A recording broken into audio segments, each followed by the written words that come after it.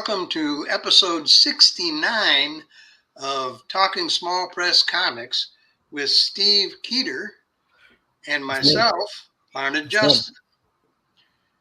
69 episodes, Steve. How about 69? that? 69. Holy mackerel. How do we do that?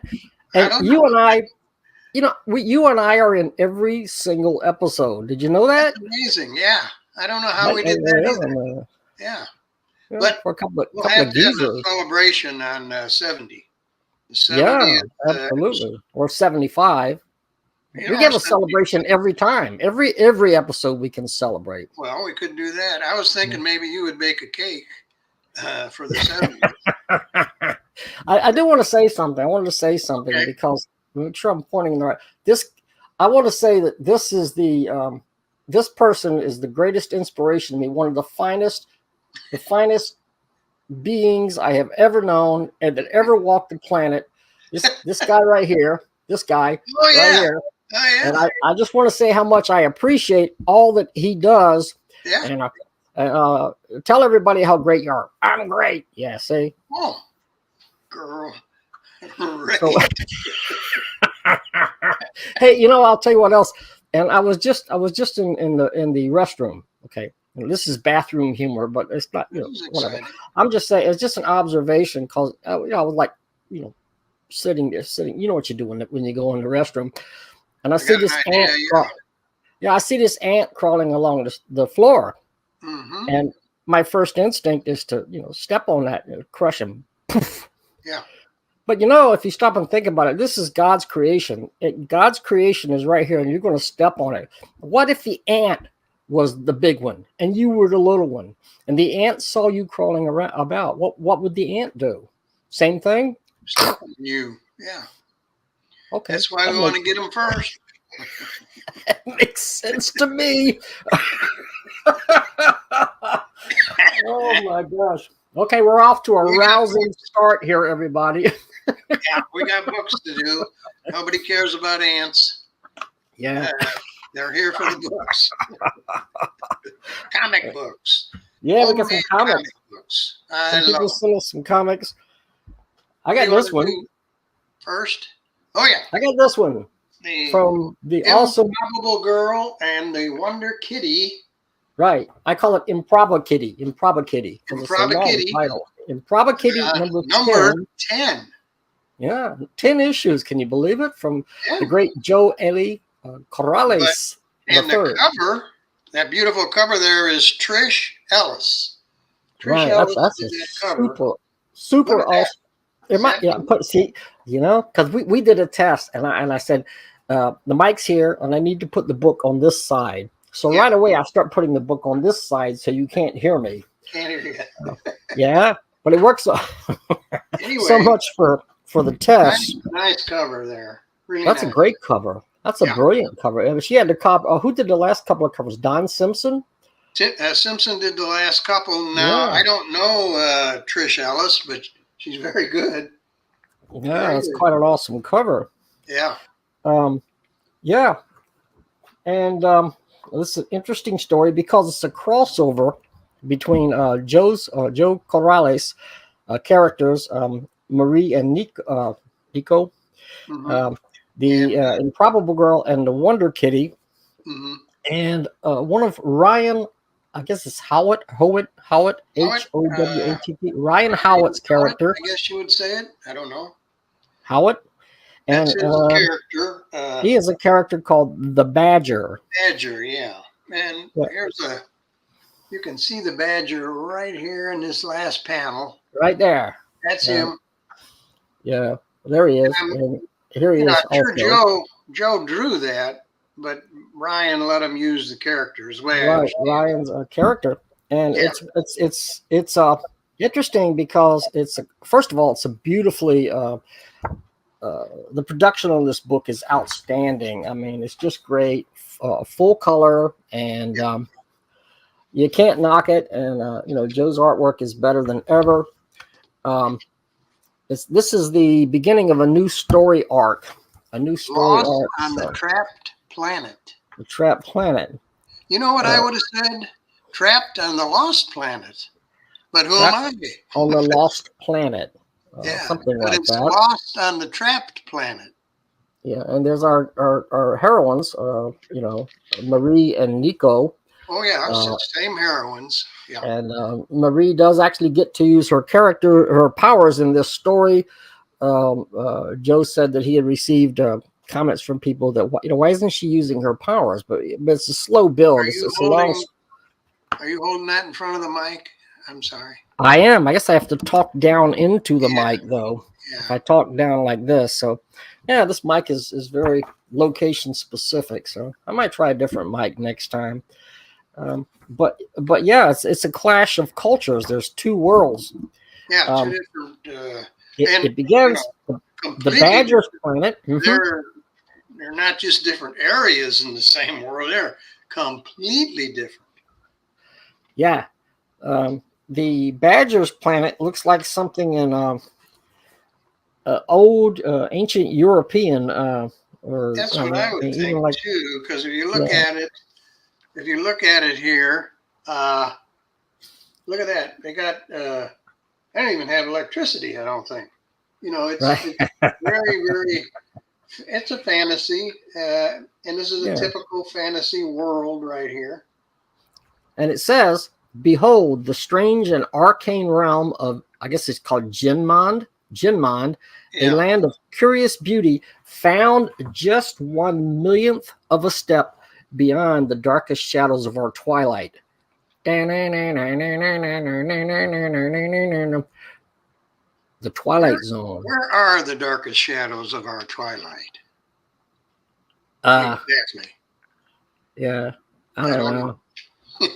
That might be some of our videos that didn't turn out right. They were is that where they live? Shadows of our twilight. That's where they live. Yeah, we had a couple of clunkers, but somewhere in those clunkers, it's I don't know, but but it begins in what it looks like an English tavern. Mm-hmm.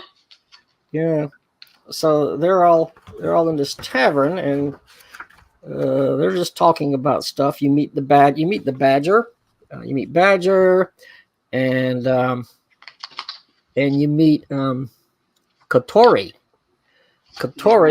who has a bow and arrow, and I guess that's purple hair. I'm colorblind, but I think somebody said it was purple. Yes, maybe it's blue.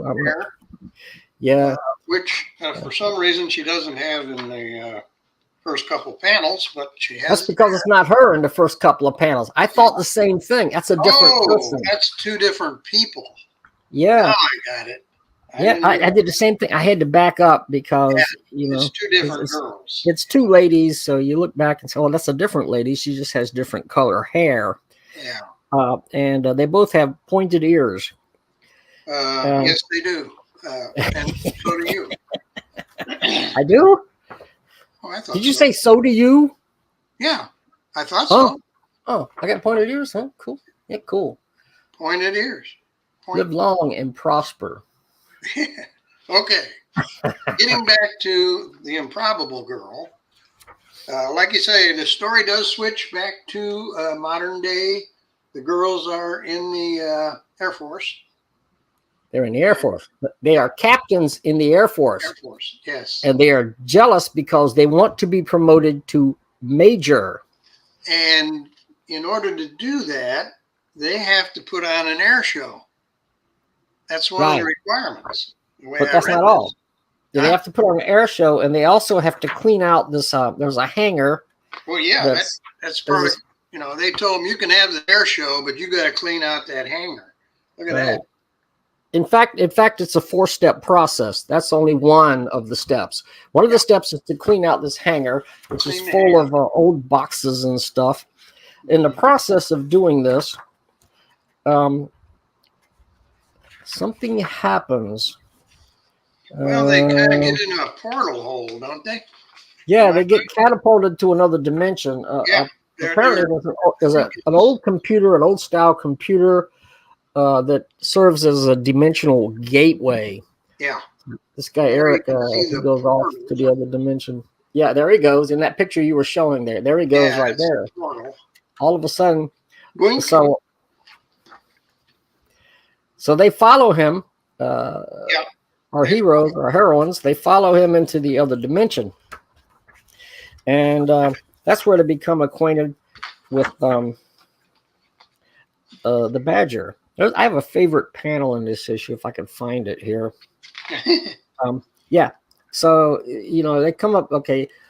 They meet General Meekwand and Dripquatch, his associate. I don't know what they were thinking about when they came up with these names, but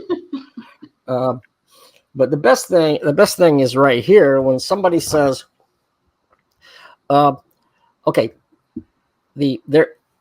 his lordship, the general, seeks a mystic object, the fire amulet of Alsamsine. And this other lady says, you're out of luck. It was lost decades ago. Suddenly, Badger bursts in. He's unaware of what's going on. He says,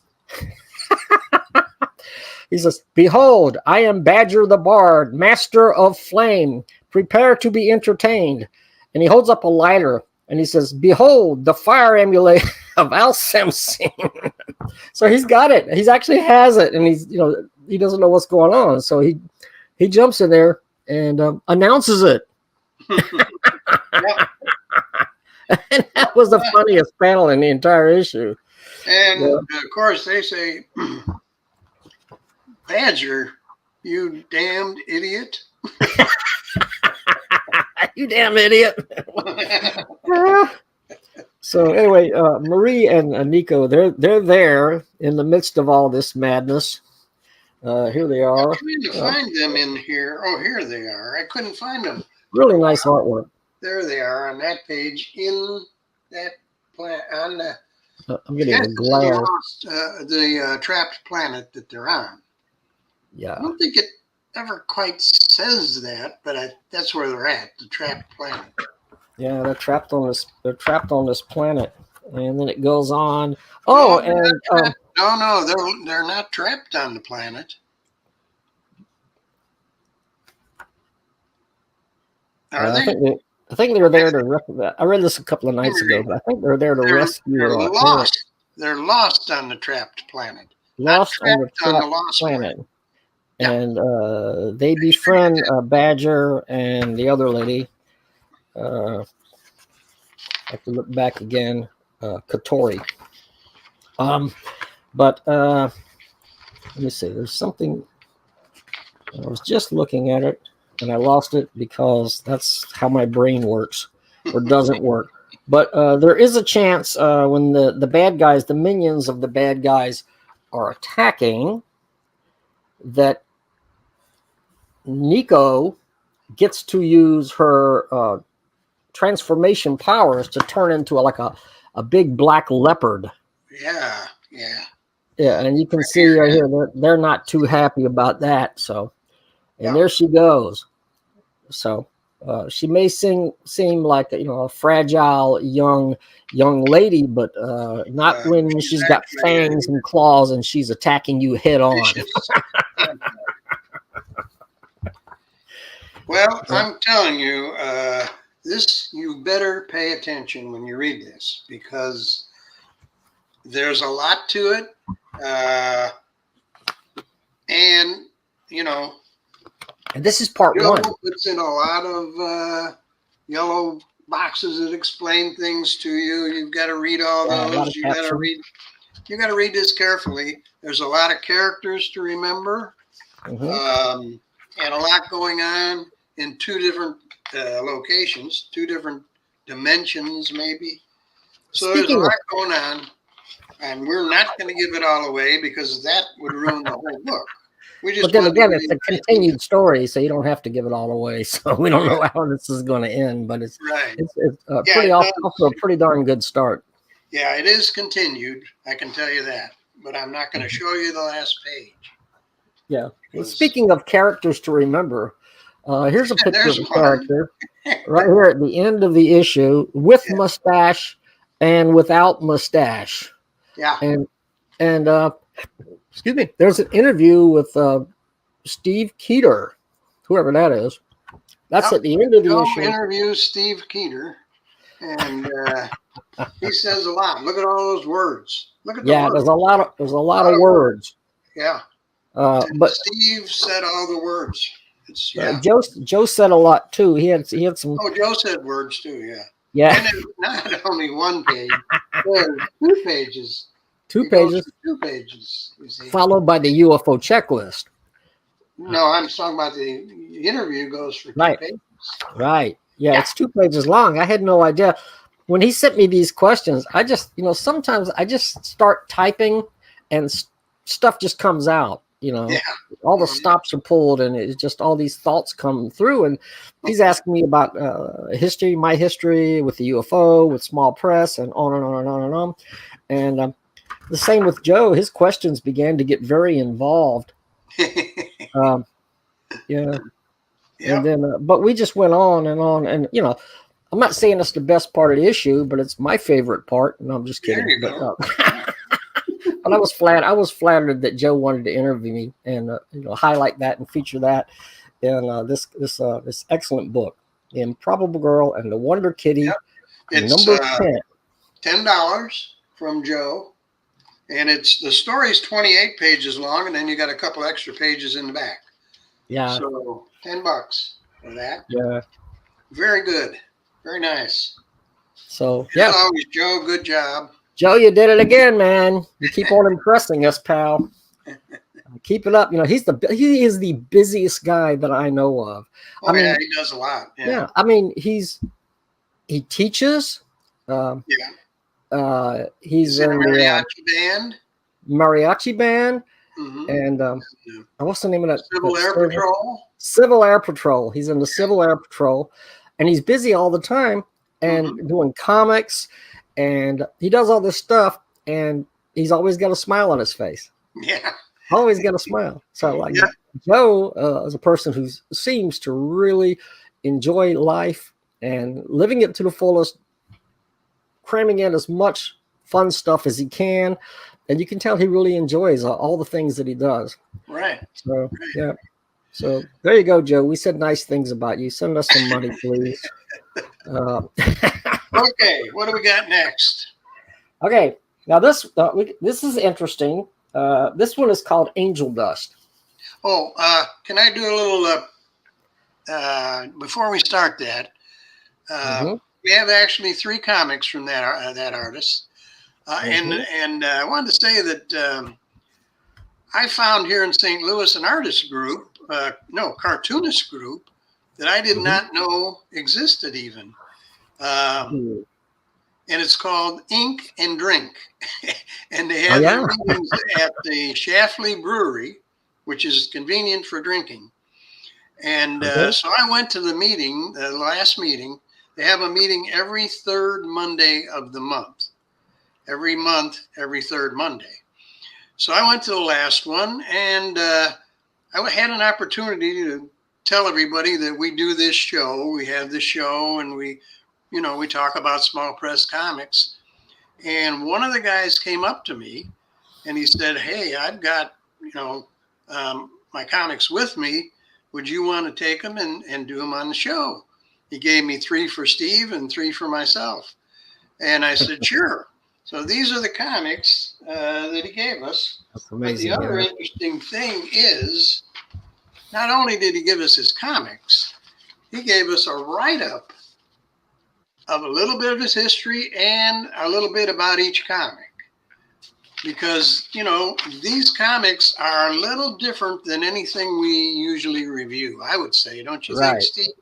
They're a little different. Some of these, at least 1 or 2 of these is for these are adult comics. Mature readers. Mature readers, yeah. Yeah, mature readers, adults. You don't want the kids getting a hold of these, but anyway, so we have them. Which one you wanted to do? Angel Dust first? We can start with Angel Dust. Okay, Angel Dust. I'm just going to refer to his write-up real quick. He says Angel Dust has a print run of $2.50 and costs $10 plus shipping, usually about $1.25. It was based on a dream I had years ago But as I kept writing and drawing, my wife said that it had become deeper. It turns out Angel Dust is really about me dealing with the loss of my mother as well as other things. I had been coming to terms with other things I had been coming to terms with. The story could easily fit into a David Lynch film or the latest some French New Wave film, he says. But this is it. This is Angel Dust. And the guy's name is Scott Roth, also known as Paco name is Manchild. very cool. Yeah, his pen name is Paco Manchild. Paco Manchild. Very cool. Scott Roth is apparently is his real name. So, but here's Angel Dust. Mm-hmm. And it starts out like this. Yeah, it is very much a dream type comic, I would say. But it's very, like you see here, very much a dream. You see the telescope, you see the sky, then you see the telescope, then you see the guy looking in the telescope. Yeah. And, something's going on. Keeps going on. Out there. And he sees something out there, I guess. He sees something out there. I'm not going to, you can see that it's a female really show form. The next page, but this one we can show because it's far away. And but it gets intense. Scott really, you can see what he pours into these things. This thing really gets intense. It just, the way he draws it, he draws it violently, I would say, Yeah. A lot of feeling in there. But this guy encounters this female form out there in space, and suddenly she starts looking rather demonic. Yeah, exactly. Yeah, here's another page that a lot of intensity. Right, and this one here, you see what happens when you get too close to a demonic female in outer space. It blows your nose. That's for sure. It blows your nose, and you end up, like that on the floor and all sorts of pieces. But he does get around to his mother in here. Later, here's some panels with his mother when he's talking to her. Mm-hmm. So that's in there. It starts out rather poignant. Yeah. Starts out that way.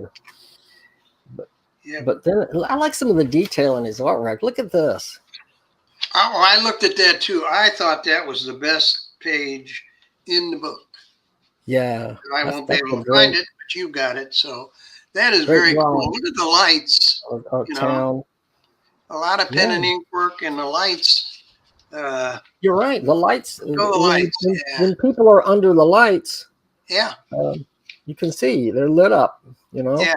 That's very nice. Yeah, here it is. So that's that is very, very well done. Yeah, very cool. Yeah. So that's that. It's it is what it is. It's a dream with a few other things thrown in. And it starts to get weird, It starts to get weird, and the young man starts to be where am I at? So on this page here, not too happy about it. Please stop, Mom. So things aren't going, in quite the happy way that maybe he thought it would. But it's a strange dream, a strange, weird doctor enters the dream. And here's the back page, and I think that's him. But anyway, very, very different. Very different. And bees do enter, or I guess they're bees. They do enter into the story at some point. Yeah. So and there's different parts of this. There's quite a bit to it. So I mean, it gets to the point where things are getting very intense, and this page goes die. So already the guy's realizing that maybe things aren't going in a happy direction. So he's like, no, and he starts to rebel. I don't know.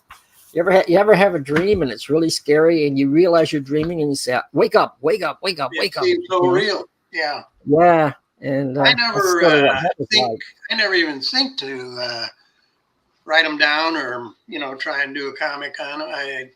On a crazy dream. I never even think of that, but Scott did. Some people do. I mean, H.P. Lovecraft used to write down his dreams, and he would wake up right away and write down his dreams. And he wrote entire stories about his dream based on his dreams. I've heard of other artists. I think Larry Johnson did that for a while too. I think so. I think it was Larry Johnson. He would wake up and he would put his dreams down on paper. He does that still all the time. Yeah. All right. The next one from Scott is Fish Tank #1. And let me just tell you, I'll read what he says about Fish Tank #1.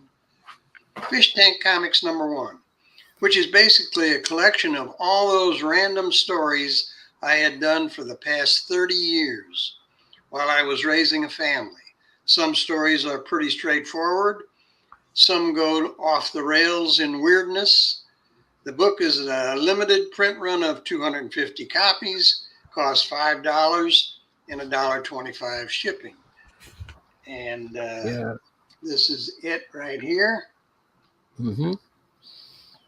And he's right. It just does have a lot of strange stories in it. But he's kind of a master of artwork, a master of macabre artwork. Mm-hmm. You might say macabre or however they say it in England, but we say macabre. And you can see that, and plus the detail, nice inks and everything. This is just the contents page. Even that's nicely designed. Stories in here.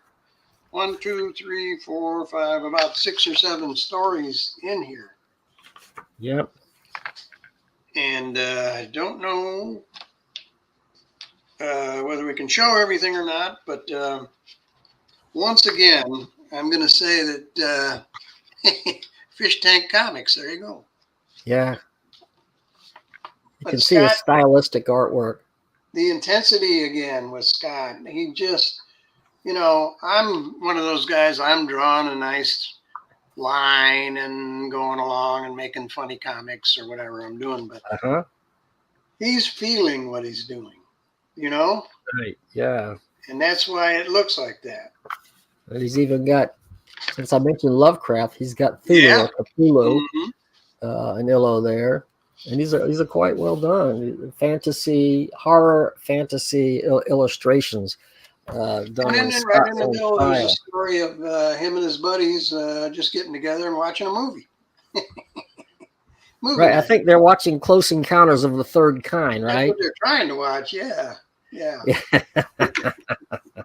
There's a couple girls there, but all the guys have long hair. Yeah. And the girls, it's a little bit, I was a little confused on which was a girl and which was a guy a little bit. I was too. I was going to mention that, because they have long hair. Have long hair. Because this is back, I don't know how long ago this actually happened. It may have been in the 80s. Yeah. I'm not sure. He might mention that. Let's see. Movie night. Let me see what he says in the front. Yeah. This is a regular, straightforward comic. No date on that. Yeah. I remember when I was a teenager and I grew my hair really long, and that's before I could really grow this, remarkable mustache. I lived in a small town in North Carolina, and I would be walking down the street and somebody would roll their window down and whistle at me. So I was standing, they didn't know. So that's the thing about younger people, at least put on, if you want people to know the difference between you and the ladies, at least put on a fake mustache, grab one that you can glue on. Yeah. And there's some things in here we're not going to show on the screen, but they're included in here. There is a story in here. They're all well written. They're all well drawn. I'm not going to show much of this, but there's a story called Love Has No Ends. Yeah, and that is Paco Manchild right there with the mustache and the goatee. That's what it looks like. Really? Yeah. He looks like that, huh? Mustache curls a little more than he That's shows distinguished. there. It curls up on the side. This story is definitely for mature readers, definitely. Yeah. But again, well told, well written. Yep. He has his art style is really nice because he can. You know, I don't know what this would mean, but in Patton we trust. In Patton we trust. I'm not sure. It might be something.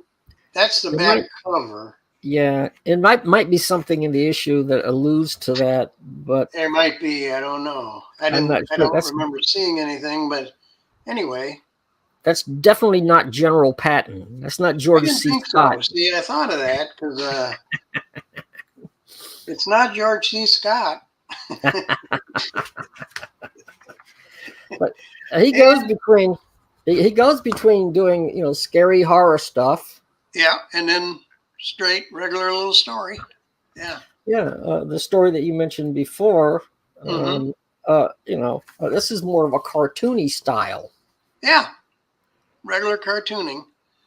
And these may have been done over different years. You know, he said they're over the last 30 years. Yeah. And in his little write-up that he sent us, he said he started looking into small press comics in 1987. And he didn't do much with it for a while.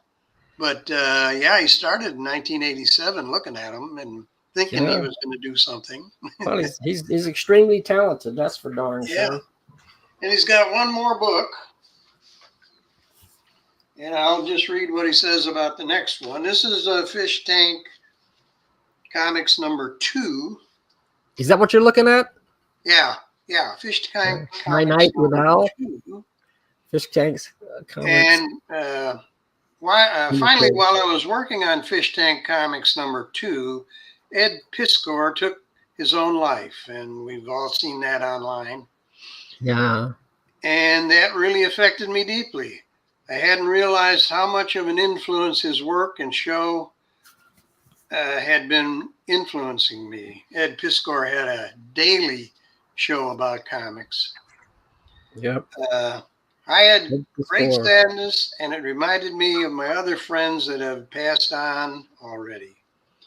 My Night with AI is the story of me and one of my close friends, Jimbo, who found our way into the band Ministry's room one night. They were at a concert, Lollapalooza concert, and they wandered into the band's room.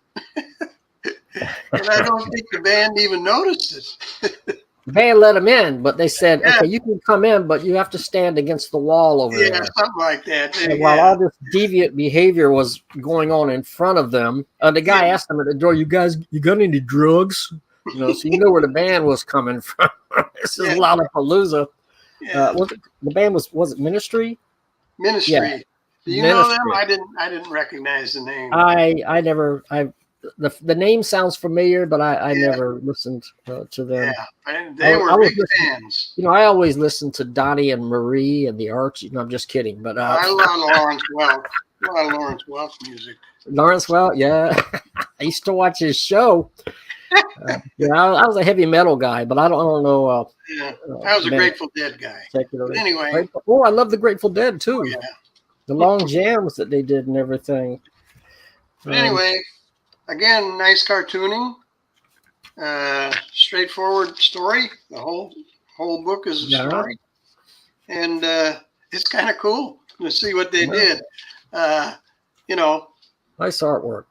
Stumbling into the band's room, and just wanted to meet them, so they did that. They just knocked on the door and came in. And then a little later, they ended up in a restaurant with the band. With the band, yeah. Cool. So I really like this one. I like this one a lot. This is great. Yeah, it's a great little comic. I think I said this one was how much? $3 plus postage. Okay. And I'll trust you on that. I have a page count here. I don't see a page count, but there's quite a few pages. Yeah. Well, it's definitely worth it for that price. Are you kidding? It's a steal. That's definitely worth it. Definitely worth it. Good comic. Excellent comic.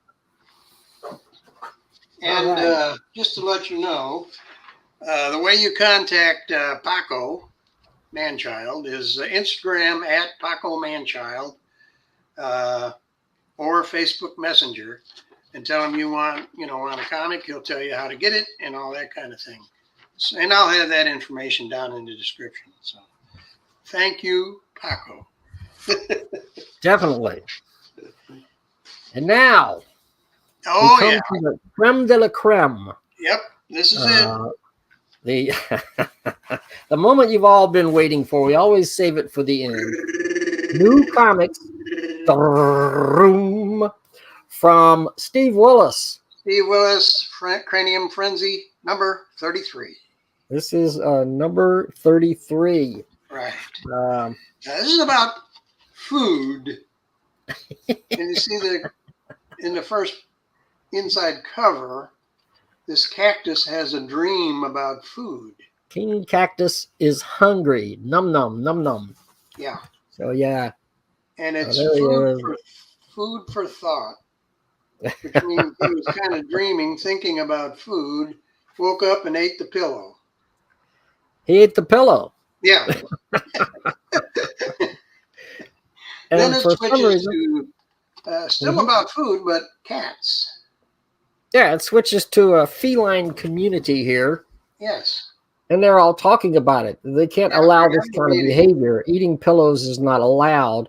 And it has something to do with AI, they're saying, although this is definitely not AI. Steve Willis, I don't think, would probably never use AI, I don't think. Would you, Steve? I think you don't need it. I got to have my glasses on to read this. But yeah. The pillow-eating cactus running amok was our first big red flag. The creature was a product of artificial intelligence. We cats don't like the fact it was more disruptive than us. So they're jealous of the cactus for being more disruptive than the cats. And so they're deliberating. They're saying they knew they had to take steps to resolve this, but no one wanted to say the obvious part out loud. Which was after a long awkward pause right here. Long pause. And then they realized that the one cat broke the silence right there. The time has come for us to swallow our pride and contact. Must come to an end. They have decided they've had enough of AI. And there he is. They have to contact, they hate it, but they have to contact the only person who can resolve the problem, and that is Morty the dog. Morty the dog is the only one that's going to be able to help him. So Morty enters into the picture, and they have a kind of a truce going here. But Morty wants them. If they want his help, they have to pay. They have to. Well, see, he's watching hockey, and they interrupt him. Right. He's got, Not too one happy evening, about I'm just that. sitting around minding my own business, watching the Charlestown Chiefs beating the crap out of the Syracuse Bulldogs in ice hockey playoffs. And these cats butt right in while he's watching it. So Morty demands, if he's going to help them, he demands an apology from them. For years, you guys have pranced around with your snooty little button noses in the air, declaring cats rule, dogs drool. So they're going to have to apologize, and they don't want to do it. Yeah. And so at first, very sheepishly, this cat says, I apologize, or I'm sorry, and he keeps demanding more. He wants to hear it, and we don't want to hear a sheepish. Look, the guy says, apologize, but look at the print. Yeah, it's very small. The dog couldn't even print. Yeah. You got to do better than that. I can't hear you. Well, he says it's just a little bit louder in this panel. Not much louder, though. Morty keeps demanding more and more. I mean, that's not enough until he gets the entire panel of cats. We are very, very, very sorry, and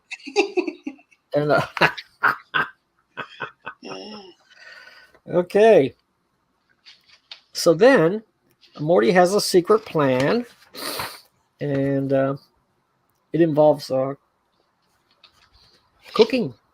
It's cooking again. It gets back to the cooking. Yeah. And I like the fact that Sebastian Cabot is in this issue. Oh, yeah. That's right. Sebastian Cabot. I saw that too. Right. Yeah, he's in here. He just pops in, and it's an in joke, you know. Yeah. Oh, Sebastian Cabot's in there. So anyway, this is typical Steve Willis.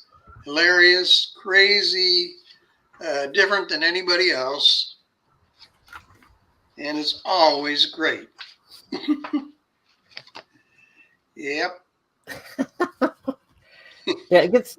It's an insane science fiction, fantasy, funny animal, whatever you want to call it. It's comic. Yeah. With the cats and Morty the dog. Yeah. Xylophobia. Oh my goodness. It's kind of dark in here, so it's hard for me to read the small type. I do have my mighty magnifying glass. We don't want to give too much away because there's a lot of funny panels in here. If we give it all away, then okay, that's what it is. Xylophagia. Xylophagia has something to do with it, which is an obsession that causes people to become addicted to eating paper. Oh. So Morty cooks up a special recipe that only he knows to and feeds it to these people. Well, he happily consuming it. Wait a minute. He dipped the copies. He says, I dipped my copies of my Luddite manifesto in the soup. I cooked up, making sure they were soaked and the text was mixed into the special ingredients. So he cooked the text of his manifesto. And he's cooking it here. It just gets crazy after that. If it wasn't crazy before. And he's saying words, words, words as he's cooking the manifesto. Yeah. Oh, boy. And these guys, they're unable to contain the conflicting views that they were getting. Their thoughts flew up, but their rehearsed words remained earthbound. So their thoughts, and you see all these thought balloons going up and up and up over several panels here, are going way up into the sky. Yeah. And causing some sort of a reaction. I don't want to give away the ending. Can't give away the ending, but it is typical Steve, different than anybody else. Absolutely. A true original. I mean, totally original. Mine came with this. When you get one of these, go ahead. Oh, mine came with this, the extra drawing. I was going to say the same thing. Yeah, when you get one of these, you get an original Morty the comic, and I have this one right here. Doesn't say anything. It's just a picture. He says originals. That means that Larned doesn't have the one I have, and I don't have the one he has. I have different ones. Yeah. But that's really cool. That's really excellent. And I think we got one more. Yeah, we have Cranium Frenzy number 34, the latest issue. Mm-hmm. The cats in the big band on the front. Yeah. And oh boy, here's where I love this. This is Ballad of Palindrome, and if you remember Paladin from the old TV show Paladin. Was it like Gunsmoke or something a long time ago? Yeah, he was a bounty hunter, and that's his card. He always showed his card in the beginning. And Sebastian Cabot's in there too. This card says "Step on no pets," but I don't think Paladin's card actually said that. Once again, Sebastian Cabot. Sebastian Cabot is in here. So yeah, Now, the Ballad of Paladin, he said it's based on that song, The Ballad of Paladin. I didn't remember, so I had to look it up. I went online and I went on YouTube, The Ballad of Paladin, and I heard the song and saw the actor and everything. Oh yeah. If Richard, he wasn't on Gunsmoke, then what was his name? Richard. His real name. I don't remember. Richard, I didn't write it down, but I did hear the song, so it cracked me up. Putting the song to Steve's lyrics. The palindrome, I guess it has to use, in the first word, it has to use the last word backwards. Is that right? So, like that one. You got me on that one. Step on no pets. And the reason it says step on no pets is because pets is the last word. And if you spell it backwards, it spells step. See how that works? That's how it works. Yeah. It took me a while to figure that out. Palindrome, you ate UFO tofu, palindrome, a taco cat or you. I don't think we saw this in the original TV series. No, he was, as far as I know, Paladin was never a taco. Never a taco cat? No. No, I don't think so. But Steve thinks he was. And now we have Cooking with Steve. Okay. And there's this Steve. Is a big deal. This is a big deal. Yeah, cooking with SW. Yeah. And this takes over most of the entire issue. Yeah, he gives you the complete recipe for corn dog casserole. Corn dog casserole. Mm-hmm. And he does. You can see Steve himself in there. Yep. There he is. He's working on. That looks a little Robert Crummish right there. Maybe by coincidence, whatever. It's still cool. But he's in there with his chef's hat. Oh, and he does say that in real life he does have a chef hat like that. He mentions that in the issue. I like where he's chopping stuff and then choppity. Got to chop up stuff, you know. And I think he's chopped off his hand. Look at the hand. Whoa, what page is that? Where it says choppity, there's a hand floating. Choppity. I'm on a different page now. Oh, I think he cut his hand off. Yeah.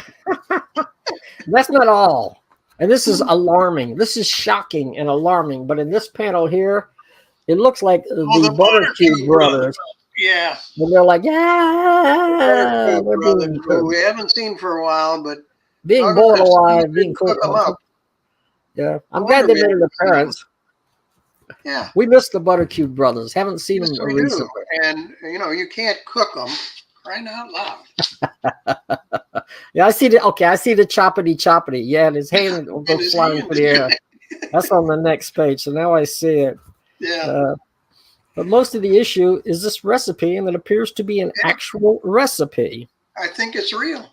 Yeah. Yeah. I think it is a real recipe. In the end, he ends up, Steve himself, listening to Beethoven Symphony No. 7, Allegretto 2, to set the correct mood. Yes, he's having dinner. This band of cats. A corn dog casserole dinner with a band. He's wearing a tux, and he's got his hair down. So all that hard work was well worth it in the end. That's right. So that's right. And tying up loose ends, I like too. That's the next story. Yeah. And you know what the loose ends are? They're parts of conversations over the years that he never quite finished. So he finishes them here in this story. For instance, and the porcupine said to the anteater, "That's no giant eyeball. It's a kumquat in a hat box." Now, see, that's the end of a conversation from years ago. Right. So he put the end of the conversation in there. Yeah. Yeah. And he had been doing videos about the world's funniest joke, the world's most hilarious joke or something like that. That could have been it. Something happens, there's a lot of noise, and you can't hear the middle of the joke. So all you get is the beginning and the punchline, and it doesn't make any sense. But even here, the middle is still missing, but we have the punchline again. Steve, he's just freaking genius, man. So, yeah. All that going these on. are all pieces of conversation that were around, and I can't even explain it. Somebody is also gotta get the issue. somebody is talking to himself or something. Steve shows the absurdity of real life people. Yeah. Listening to their cell phone, or talking on their cell phone, and where am I at? Anyway, it's see the guy with some gizmo in his ear jabbering away to someone on the other side. He's acting like an idiot, but he doesn't care. So the guy's blah, blah, blah, blah, blah. He's on the phone.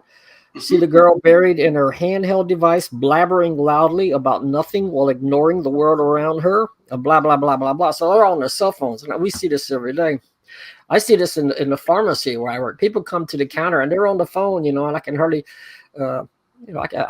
sometimes I just tell them, when you finish your phone conversation, come back and then I'll help you. If they're coming to pick up their prescription or whatever, blah, blah, blah, blah, blah. People everywhere you go. And you can't always tell. Sometimes they have, earpieces in. And they're talking. They look like they're walking around talking, and they're insane. They're talking to themselves. But that's 2024 technology, folks. People walk around looking like blathering idiots, and some of them are, and some of them just look that way. Yeah, it's very profound for me to say that. I think. Yeah. Now, if you want these comics, there's one more I want to say something because this is great. This guy is talking, he's going back in time. He's talking about a little girl that he saw on the other side of a glass. He has this memory. Okay, where's it at? So it's right here. Of this little girl that he saw. And she knocked on the glass. And when he turned around and okay, it's hard to she made a nasty face. Right here. So she turned around and she stuck her tongue out and blah. Yeah. So it's like 60, 70 years later or something, and he encounters her again. And yeah, she's quite a bit older. But she's quite a bit older. She's very old. And here she is. And she sneaks up. She taps on his shoulder, and he turns around, and the same thing. Years later, she has never changed. It never. It's the same as it ever was. Same as it ever was. Same as it ever was. Yeah. So. Oh, the back cover. The back cover is funny. Passing in the night. You have these two like half cats. They're like half of a face of a cat. Yeah. But they're heading towards each other. In the middle, it's like an eclipse. It all comes together, and then they go the other way. They pass, and now they're going the other way. The half faces are in the other direction. Oh my gosh! Well, like I was going to say, to get one of these, you need to send Steve a trade if you do comics, or some stamps or something, but no money. There's no price. And once he gets you on his mailing list, you are on it. His comics are priceless. Yeah. Collector's items, each one. Yep. Yeah. And again, he also sends, here's a Morty comic. This one has Wile E. Coyote, actually.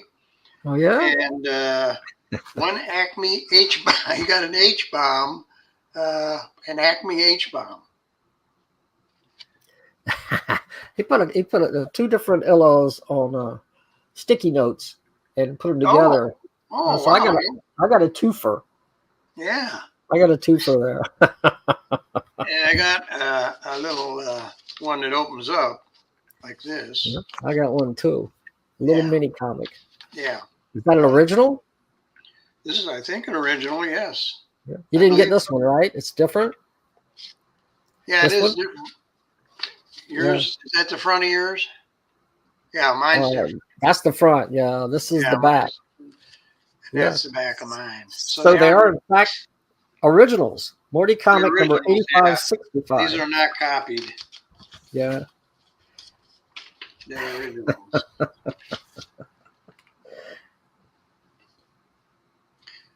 I'll tell you, Steve always delivers, man. He always delivers. There's nobody else like him. No. In comics, period, not just small press. Mm-hmm. Now, we ought to look at that because the guy is seems to be talking about time. That's 3 o'clock. The middle one says 0. I'm confused on how to read that. You know how to read that? It's 7 o'clock, 0, 3, 0. I would have to enlarge it somehow on my screen. It's not really large. Yeah. Yeah. 3 o'clock. 3. 7 o'clock. 11 o'clock. It looks like 7 o'clock again. 7 o'clock. I don't know. I don't know. And then down below it says 3, 0, 11, 0. Okay. Okay. And well, I don't know. Some guys talking. Maybe we might be pondering this for a long time. Could be. Might not be able to sleep tonight because we're pondering this, and maybe that's what he intended. Apparently, everything he does doesn't make perfect sense. But then again, of course, it's Steve Willis's comics. It's not supposed to. Right. Yep. Oh boy.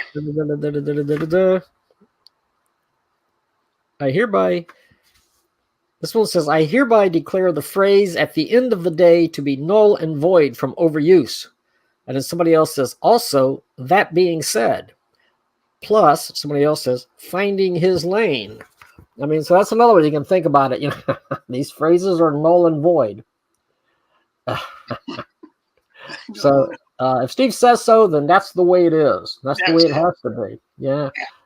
He's created his own world, his own bizarre, hilarious world, and we're all drawn into it, whether, you know, I don't want to say whether we like it or not, because we like it. It's just that I wonder what, you know, you talk about people that you go to sleep at night and you wake up and you draw your dreams. I wonder what Steve Willis's dreams are like. I never did that. What would come out? Holy cow. Man. Well, that was fun. Yeah, that was fun. Yeah. A lot of good stuff this time. Thanks, guys. Thanks for sending us all this cool stuff. Yeah. Yeah, we'd appreciate it if you know, I know it's a little difficult to send Steve a copy and me a copy, but if you do, we'll promote them best we can on here. Like I say, our next show will be our 70th episode. 70. Steve is baking a cake for that. And, absolutely. You don't want to miss that. Bake a cake. Yep. And we got some ideas for some more interviews coming up too. Mm-hmm. I think, Steve, you had an idea for an interview. So,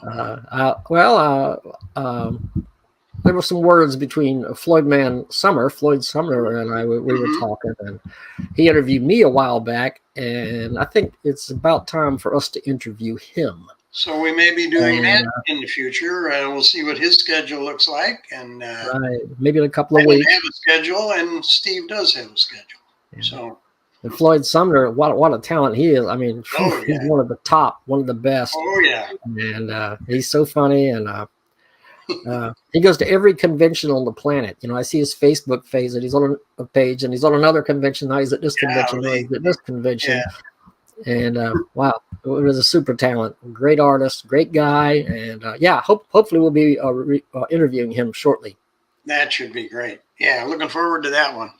So. Okay, well, I think we're going to wrap it up. I think we've done all the damage we can do. That's it. And you have destroyed. I guess we will see you next time. Bye. Adios.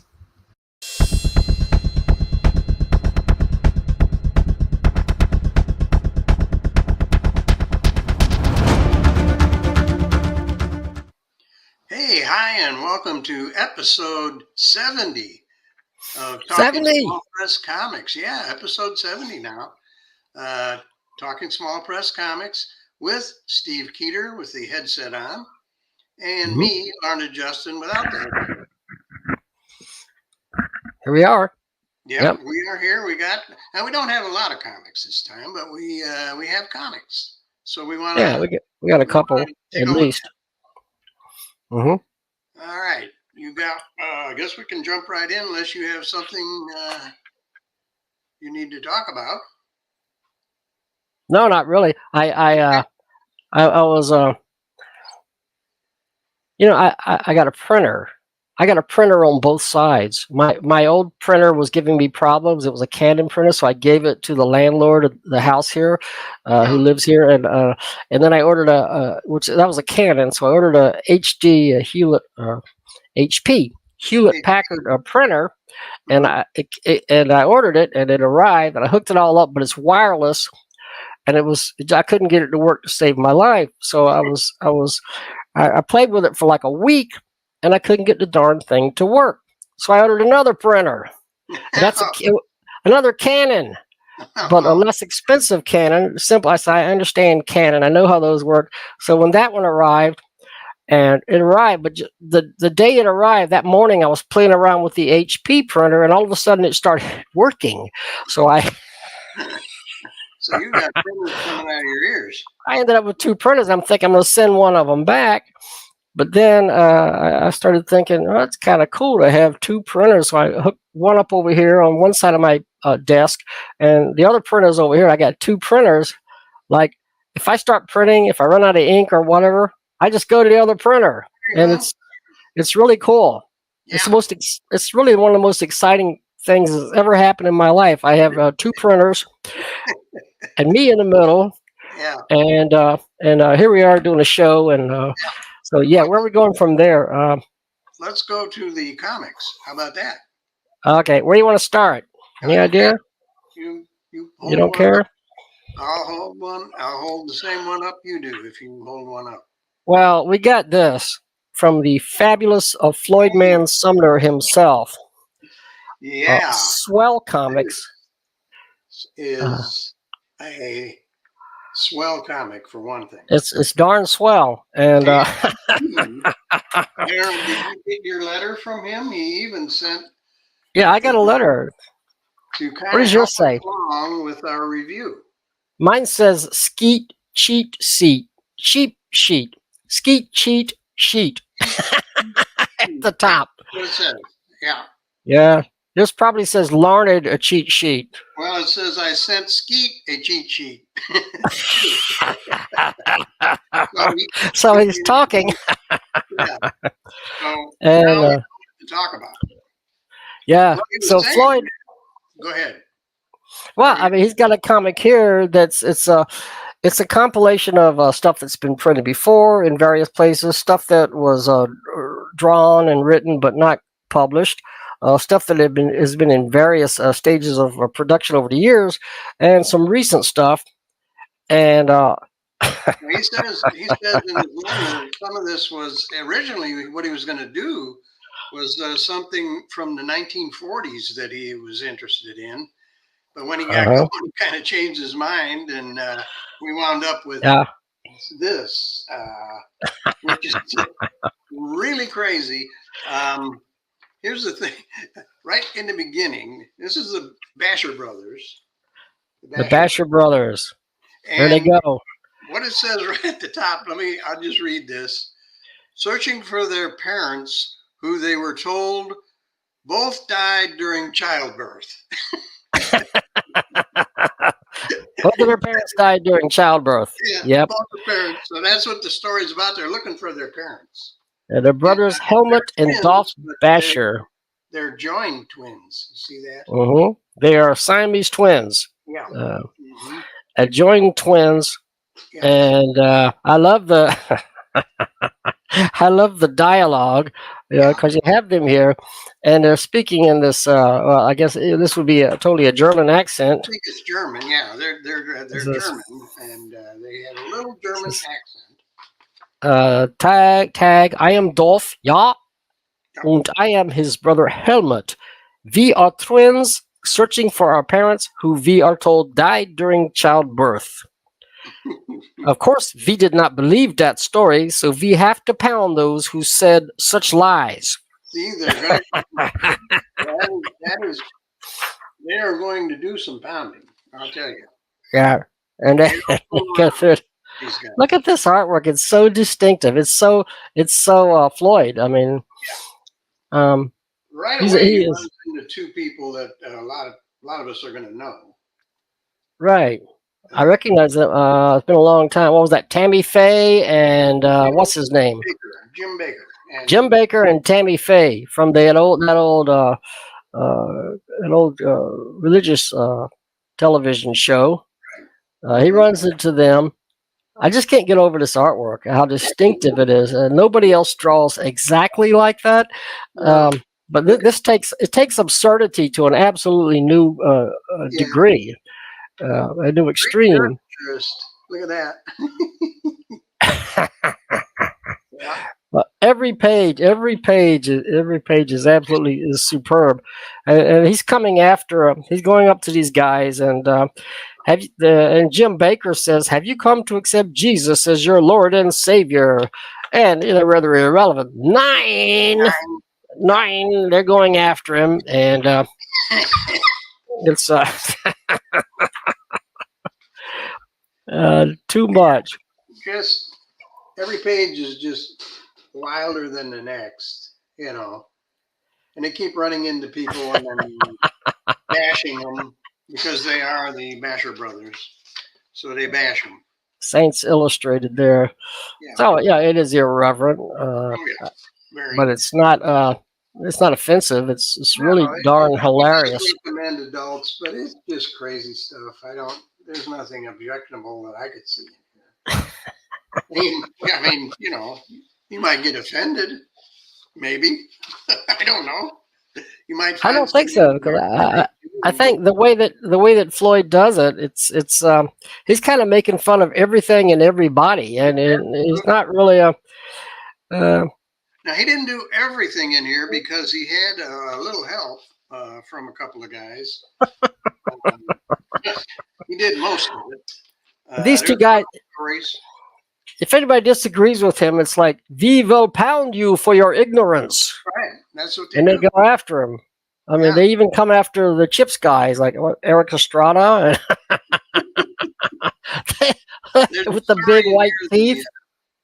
The Struggle by Rich Ragsdale, and Frankie's Big Night, written by Roger Keel. So that's the only things that are in here that. Oh yeah, Roger Keel wrote something in this book. Yeah. So, that first story is that one takes the cake though. That's the masterpiece. The Basher Boys bashing things, going from one amazing, hilarious action scene to another. Yeah. That's some fantastic cartooning. I mean, that's taking cartooning to another level. And let me see. The Basher Boys, I'm reading his notes here, was co-created by me and my brother in art. Randy Lee Princelow, who passed away in 2005.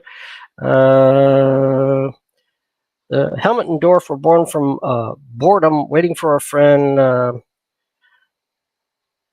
at a local blah blah blah. Anyways, he's talking about that, but it was first begun in the pages of number 4 and was never finished, so it was redrawn and finished by me. So this was drawn back then, but it wasn't finished until now. So he just now completed this. Yeah, this is new because it is a 2024 comic, and he has probably reworked some of it, and Yeah. But, we must pound.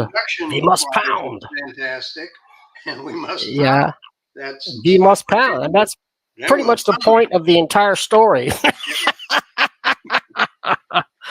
Here's another story in here called Fight Club. Fight Club.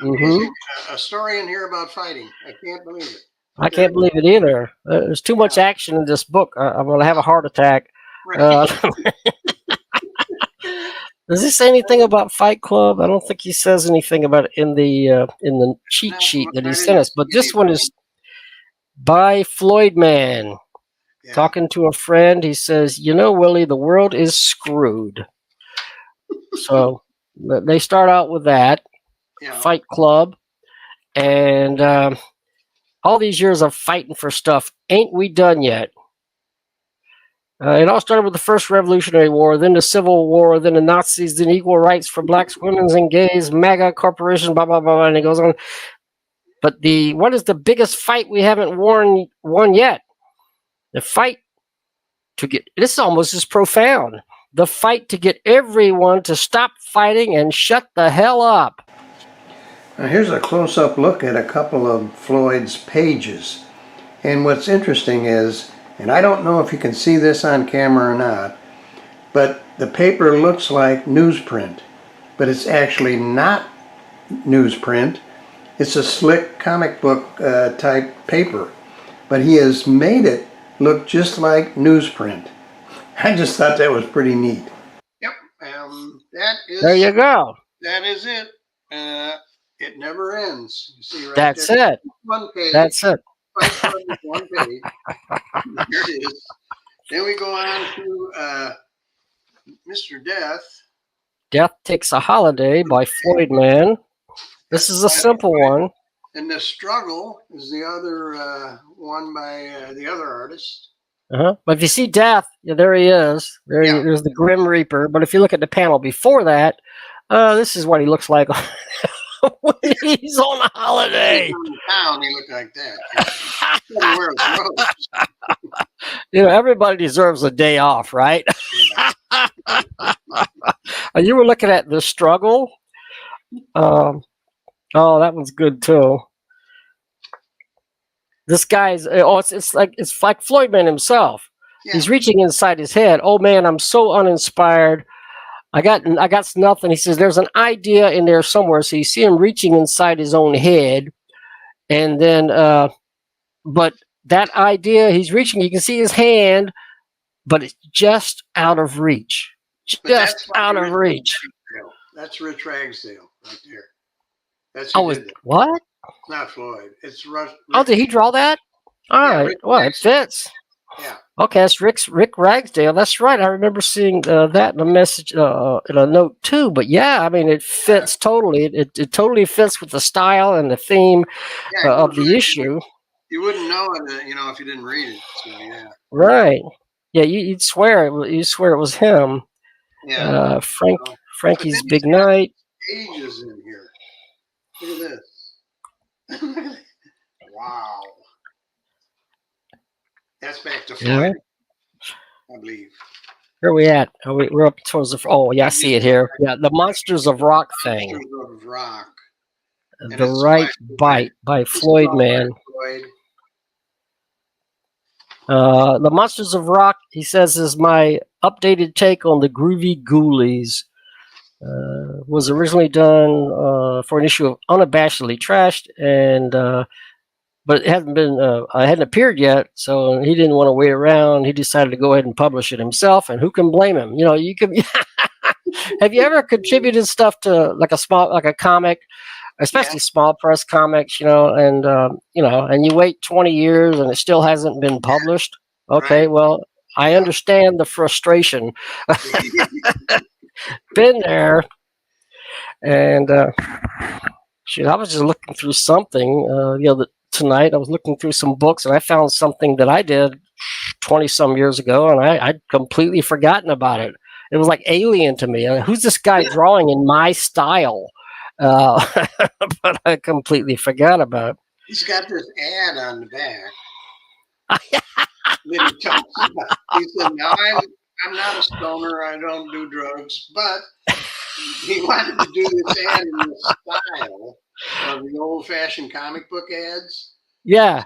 They did it on marijuana, but... Make money, get stoned with fast-selling American weed. They were always on the back of comic books. Yeah. And that's what they look like. Pretty cool. Pretty cool. It's really great stuff. I mean, his imagination is like endless. This Floyd, you never run out of ideas. One thing we love about you never run out of idea, and he never does anything second rate. He always puts his best into everything. This is Frankie's Big Night right here. We mentioned Frankie's Big Night. Yep. The Frankenstein monster. There he is. And the lightning strikes, and he rises, and he gets to the bottom. And should I give away the punchline? I don't know. Maybe not. Well, maybe it's not going to be as good a night as he had thought it would be, but seeing as how he got struck by lightning and all that stuff just to get there, but stuff, that's life, man. It's full of disappointments. These trading cards. Look at these. And for a pack, I guess it looks like it's $20 for a pack of them. I don't know how many you get, but trading cards. Is this a real ad or is this a joke ad? No, Floyd does that. Not sure. I'm not sure. With Floyd, it's hard to tell. I think it's a real ad. Here's an ad here this summer. If it's not, he can correct it. Yeah, this summer. Send your kid to camp. So you go to camp, and there's a Jason there. That's who they can. Yeah. Send your kids to camp. Of course. Yeah. Well, I hope you like your kids. You may not see them again. We will be talking to Floyd very soon. So stay tuned because you're going to get to meet Floyd in person with us. Yeah, in about a week and a half, probably. We're going to be interviewing my old friend Floyd Sumner. He used to be called Robert Sumner back in the old days. So I guess it's Robert Floyd Sumner. But I remember when he was in small press, like back in the 80s and stuff, and he was really good back then. And then he disappeared for a little while, as some of us have done, walked away. And then he came back. He came back in full force, better than ever. And he's just unbelievably hilarious. And, he's gone pro, so he's Why didn't he do work for Mad Magazine? He did work for Mad. I think he did work for Crack too. Correct me if I'm wrong, Floyd. But we're going to ask him all that stuff. Yeah. We'll get the scoop when we talk to him. Yeah, and he's. What can I tell you? He's an old pal, and he's back better than ever. And we just admire the heck out of him. And the funny thing, he interviewed me like 2 months ago. Yeah. He has a podcast, and he interviewed me. Revenge. And I'm going to get revenge for every darn dirty thing you said about me, Floyd. You're going to pay. No, it was a lot of fun, and I'm looking forward to talking to him. Floyd, we'll see you soon. Stay tuned. Yeah, everybody stay tuned. Work out the details. Yep. So, okay, what do you got next? Well, we got from another great friend, verlholtbond. Yeah. Galactic Diary #2. I believe this opens up to a full spread. Yeah. Yeah, and it's hand painted cover. Yeah, hand colored stuff, and he doesn't. The interior is white, but this is a hand painted cover. Very nice. Yeah, looks like really a Viking nice. ship. Does look like a Viking ship, and the thing is, it doesn't take place in the Viking days, though. It takes place. It does not. At least, I mean, there may be a Viking ship in it, but it is it's a post-Holocaust story. Post-apocalyptic, post-Holocaust. That's right. And there is, in fact, just looking ahead, I see there's a story. There's a number of stories here, but they're all part of the same overall story. And there's a ship that looks kind of like a Viking ship. And this one's called the Far Shore. That's a little farther in. Okay. Yeah, that's right in the middle of the book. Oh, okay. Because it starts with Crimson Dawn.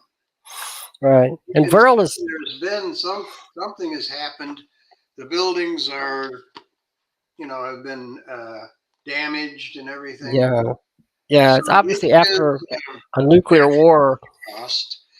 And what's interesting to me about this, some of the figures, now this looks like, he's got a spear and kind of a fantasy looking character, I would think. Yeah. But later in the story, when you run into, I'm trying to find it now. Yeah, never can find what I want. Okay, run into the bad guys. Back a little ways. They're dressed in normal Western, Levi's and shirt. Well, that's right. Yeah, they got like dressed button-down collars and stuff.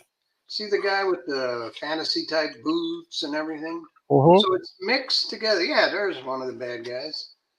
I Yeah. think he's the guy.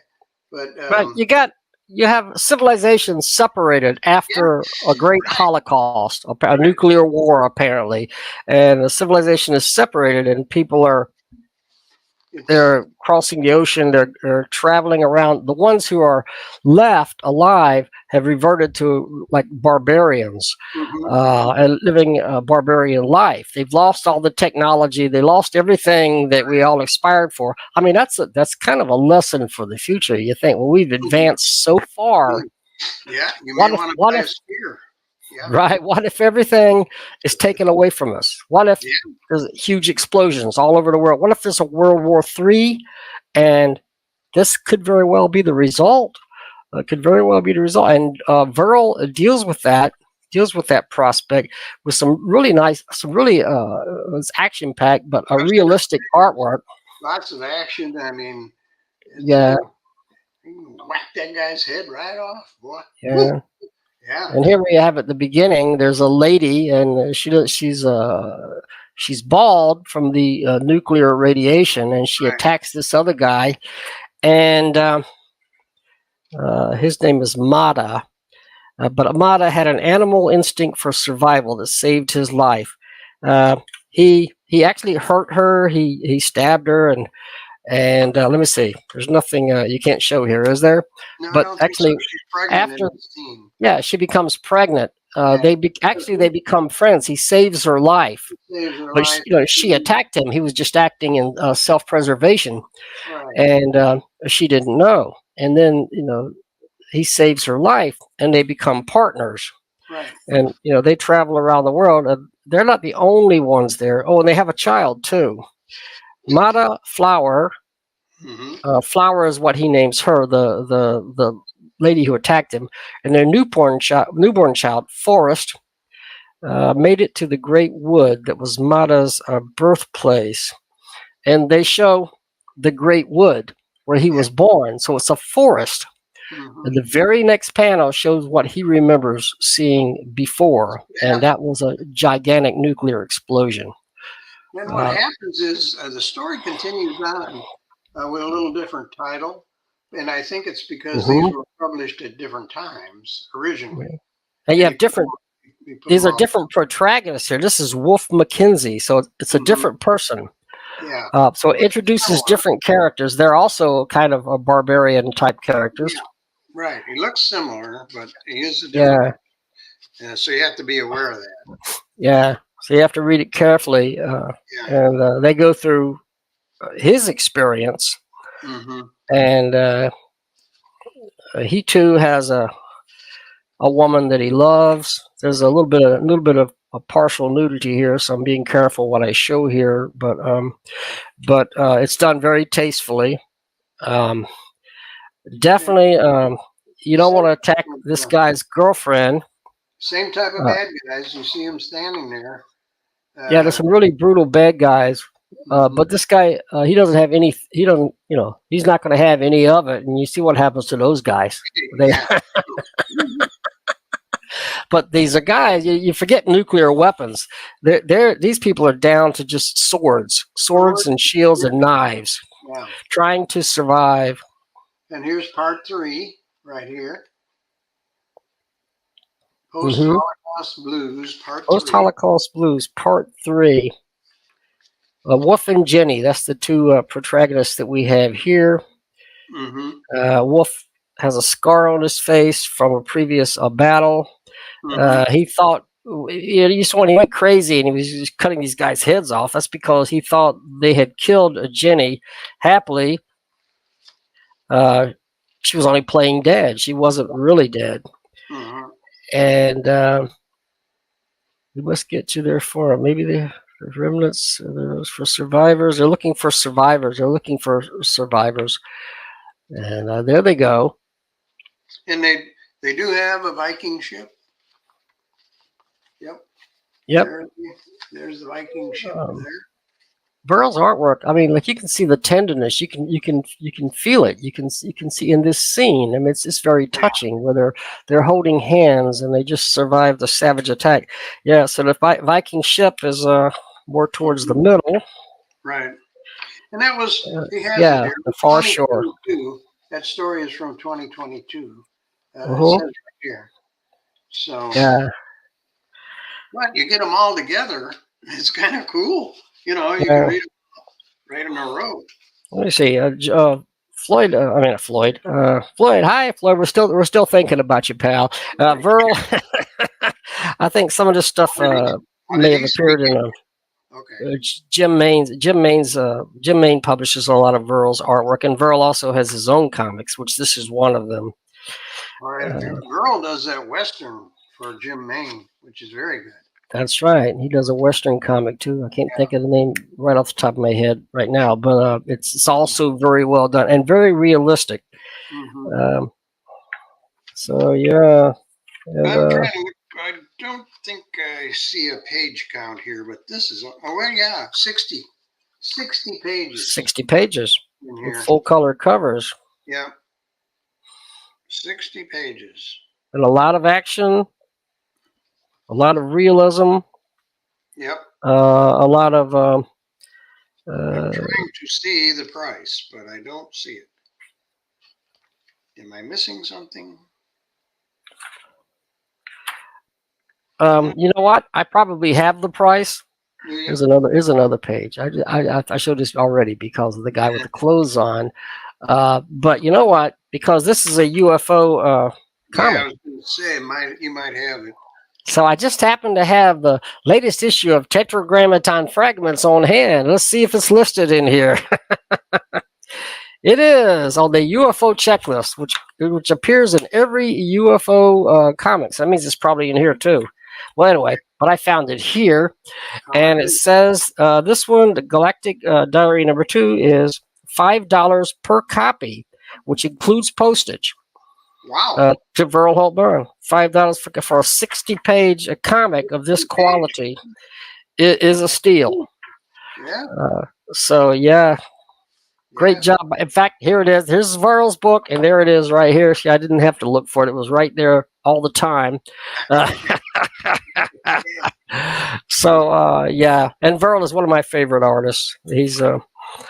I've known him for a long time. When you've been around a long time, you're always saying stuff like, well, I've known this guy for a long time, I've 40 years, 50 years. Good gosh, we're heading on 60 years. I've known these guys it's great that so many people who were so good back then are back or just continuing on better than ever and still doing comics. Yep. And still enjoying it and still giving us something to enjoy. These are really talented people. I mean, that's what small press is all about. You're not going to find something like this in the mainstream press and the mainstream comics companies. I could see they could make a really cool movie out of this. If I was really rich, and had the talent of a Steven Spielberg or something, I would, but we got it here, and we're very fortunate to have that. His work and I will have the information on ordering it in the description of this video. So, okay. Yep. So that's Verl, and he also lives in Florida. He doesn't live far away from here. Sooner or later, we're bound to get together. Yeah. Him and Gary Barker, George Lane III, they all live nearby. Mm-hmm. I think he lives in Jacksonville, if I'm not mistaken. I've got his address written down somewhere. I thought that's right. Somewhere in Florida. I know that. There's other stuff going on here. I did mention tetragrammaton fragments, so I might as well pursue this just a little bit. However, this is the newest issue of the UFO newsletter, Tetragrammaton Fragments, issue number 275. And this is the co-op newsletter. Comes out once a year, so that's 275 years. Right, once a year. And but it comes out approximately every 2 months, 2 to 2.5 months, something like that, right in there. And I was chairman of this group 50 years ago, 51 as a matter of fact, and now I'm chairman again. There have been numerous chairmen over the years. The group was begun in 1969 by the late great Carl Gafford, who went on to work for DC and Marvel as a colorist, and but it's continued all these years. Anyway, I will mention that this one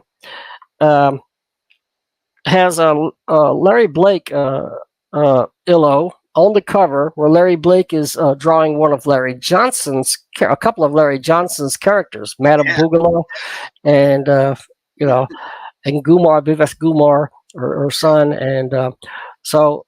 This was kind of a tribute to Larry Blake because he passed away. We've mentioned it on a couple of shows recently, but the great Larry Blake passed away all those years ago. And we have a couple of tributes to him, cover reproduction here in my own column, but it has columns and artwork by members of the United Fanzine Organization. And his back cover by our pal Joe Eli Carrales. With a UFO in it, actual UFO in it. That's a real one. This is taken from an actual photograph. Right. But Joe drew that while it was flying over, from what I he was there. He was sketching, and then this thing floated. So Joe's like, "Oh, I got to get that right." So, but it also has a column. Right now, the UFO has about 16 members,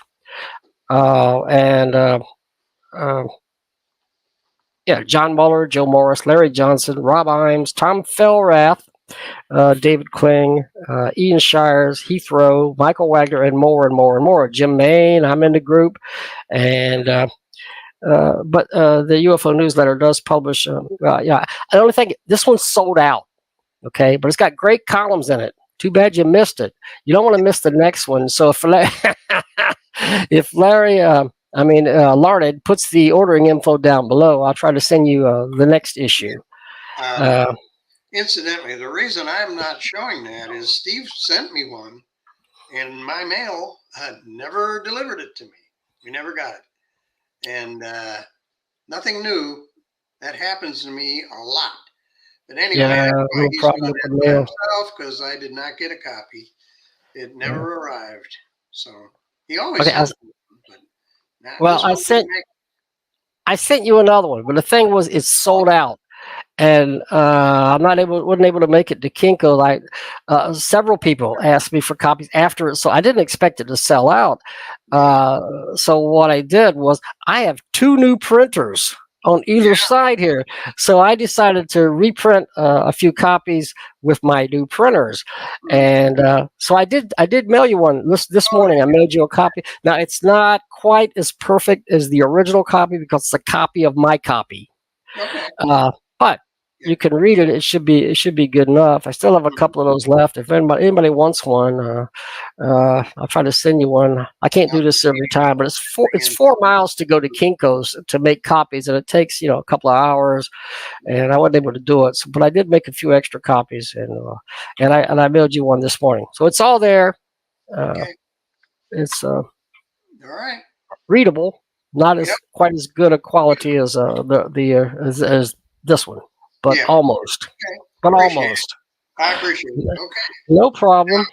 I got one that Steve doesn't have. So I locally here in St. Louis, where I live, I joined a group called it's a cartoonist group in St. Louis here called Ink and Drink, which is a great name for a group, especially because the meetings are held in a brewery. So right. You told me about it. And he wanted to buy one of my comics, so I sold it to him. And then he said, "Oh, you're the guy that's on YouTube." And I said, "Yeah." "Oh, I've been meaning to give you this. I was going to send you this." So he hands me this book. So I said, well, I'll give you your money back. I'm not going to take money for it. You just gave me one of your, we'll just trade. So that's what I did. And here is the book. It's called The Time Shopper. And it's oversized nice. hardcover. This guy's name is Chris let me read that again. Say that right. Meesy. I would say Meesy. It's Chris Meesy. I believe that's how I would pronounce it. See it right there. Art by Chris Meesy. Meesey. So I looked at this and I was amazed. This is Meesy. pro level art. I mean, all the way. This whole book is pro level. Oh, that looks nice. Full color too. Yeah, full color. Don't believe it has a page count, but it's, pretty thick book, Yeah. And, it sells for $19.99, which is on the back here. Is that hardbound? I find no ordering information in the book whatsoever.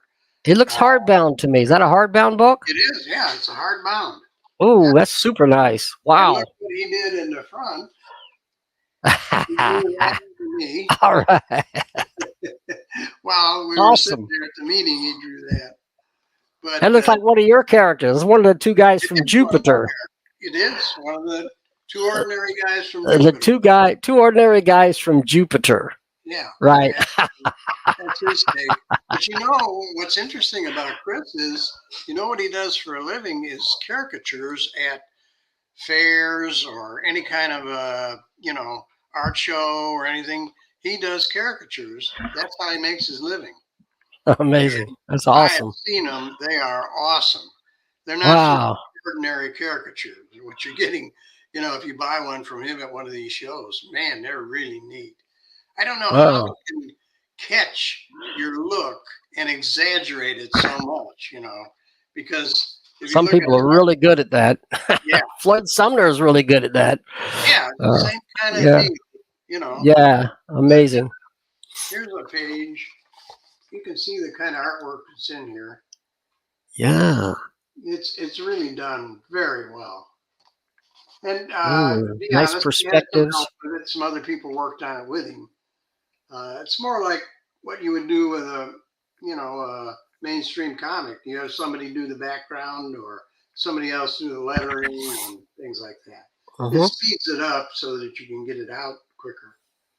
But anyway, that if I can find some ordering information for that, I will put it down below. I think there may be something he told me that will come back to me, and I can get you some ordering information on this. But it's really cool. And it looks awesome. Travels through time, and he lands in different. I'll just show you. He lands in different areas, and I think the first place he winds up is in Nazi Germany. And no, not a good plan. Mrs. Hitler, you can see Mrs. Hitler in the wheelchair there. She's pregnant. So, oh my goodness! When this guy gets back from time travel, they want to know why the heck you didn't kill Hitler when you had a chance. That looks really nice. Wow. Anyway, it's kind of that way all the way through. Real crazy stuff. And well, I wonder if he has that like on Amazon or something. Yeah. Here's Honolulu, 1941. North Atlantic Ocean, 1912. So he goes to all these places. It's awesome. Really good. So, yeah. Met some really cool guys at meetings. They're real nice guys. Yeah. I don't get out as much as you do, but you certainly benefit from when you do. Yeah. You've been on the Sequential Artist work site on their Friday night course that they have. Thing. It's kind of fun, I'll have to pop in sometime. Hi, Tom is watching there. Tom Hart. Hi, Tom. We're talking about you behind your back. But you'll amaze me. You got a lot of energy. you know, for a young guy like yourself, but you have so much energy. Yeah. It really does amaze me. I can't keep up. You know, Well, Lard is always sending me messages. Why don't we do this? Why don't we do that? And I'm like, well, if I can find the time, you know, well, I have to work, and he knows how it is. That's it. That's the truth. But this guy can't keep up with him. So, okay, but there is one more thing we want to talk about. Yeah. And that is how I deserve to be paid for what I'm doing here. I really, I would like, and I want a big piece of the action. Mm-hmm. Yeah. I know you want that, but that's as far as that's going to go. Okay, well, if we can't talk about that, Larned, the great Larned himself, has come up with something really awesome. Space Falcon. And this is, I'll let Larned talk about it a little bit, but it's first of all, it's one of the funniest things I've ever read. And it is a satire, parody of something that Basil Wolverton did, Space Hawk, that he did back was in the 1940s. It's now in the public domain, so I could steal it. Yeah, kind of. I'll show you really quickly. I got a couple. I printed out with my new printer, with my two new printers. Printed out a quick couple of pages of Space Hawk with Basil Wolverton. It's like 1941, I believe. And just to kind of give you an idea, what Larned was parodying here. Yeah. This is some of Wolverton's original artwork. This page I cut off the top and the bottom, but that's his distinctive original artwork. Yeah, and this is what. Yeah, you can see that on the first page there. I kind of copied that idea and explained what I was doing. Well, you can look. This is Wolverton, on one side, and this is Larned on the left, and the characters look but it's a parody. Okay, so but Larned did a fantastic job. It's 32 pages, by the way, and it is full color. Full color, back to back. 32 pages of hilarity. And here's the back page with the That's the two guys, the two ordinary guys from Jupiter. And also Captain Buttrash is named. Oh yeah, right there. Captain Buttrash. Captain Buttrash. His men, they don't call him Buttrash; they call him Itchy. So, he crash landed on Mars, I believe.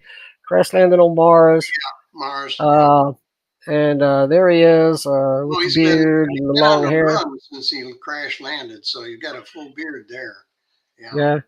It says, so they're asking, I'm Captain Buttrash of Space Force Earth. My crew and I were lured here by a fake Space Falcon message. Space Falcon being the good guy.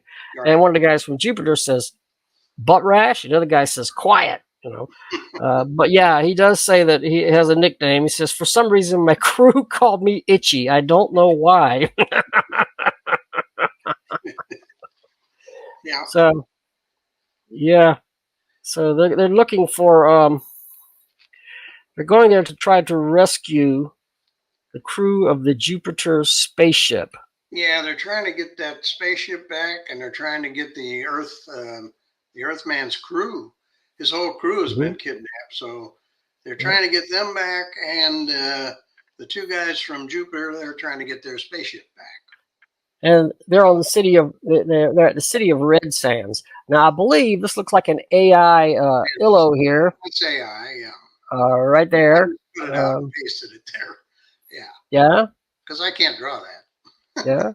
But this is what the city actually looks like. Yeah. When you're walking. I like this one guy with the tube coming out of a machine on his back and going into the side of his head. Yeah. It's like a street scene in some Star Wars movie, but slightly more demented, slightly more gritty. Well, as the story's going on, all of a sudden here, let me see if I can get this right. Superman pops up. He does. Yes, and he says, "Do you need anyone, or do you need me to leap any tall buildings in a single bound? And Space Falcon says, Not not this time. him, but thanks. And then they down here, the guy asks, who was that? And Space Falcon says, I don't know, super somebody. He comes around once in a while wanting to leap tall buildings in a single bound. Yeah. So, That was unexpected, and yeah. Larned will be hearing from the people at DC Comics very shortly. And also, as a bonus, I put in the photographs of the real people, not the one, the drawings are Right. one thing, but when you see the real people, here At they the are. end. There's Yep. the two guys from Jupiter. There's Space Falcon right there. There's Commander Stardork. That's what he really looks like. And Captain Buttrash right there. Now these two pictures look so totally real. This one and this one. It's hard to believe it's AI. I mean, they look so real. I mean, I'm thinking that's got to be modeled after someone. Oh yeah. Or maybe not. I mean, if AI's figured out how to create like completely artificial human beings, who knows what's coming next? Anyway, But, this is 32 pages. Cover price is $8 plus $2 postage. I got to go through. There's monsters in this thing. There's outer space adventure. That is the heck of a monster. Yeah. Heck of a monster. That's called the heck of a monster. Mm-hmm. Yeah. Says a heck of a monster is they are extremely vicious and travel in herds. However, this one was by himself, so they had a chance to defend themselves there. And the best course of action. Forget all the ray guns and all that kind of stuff. When you got a heck of a monster, you got your hands full. Yeah. So what they had to do was climb to the top of the mountain and push a boulder off, and that's how you deal with them. Squash. Boink. Sploink. We got him.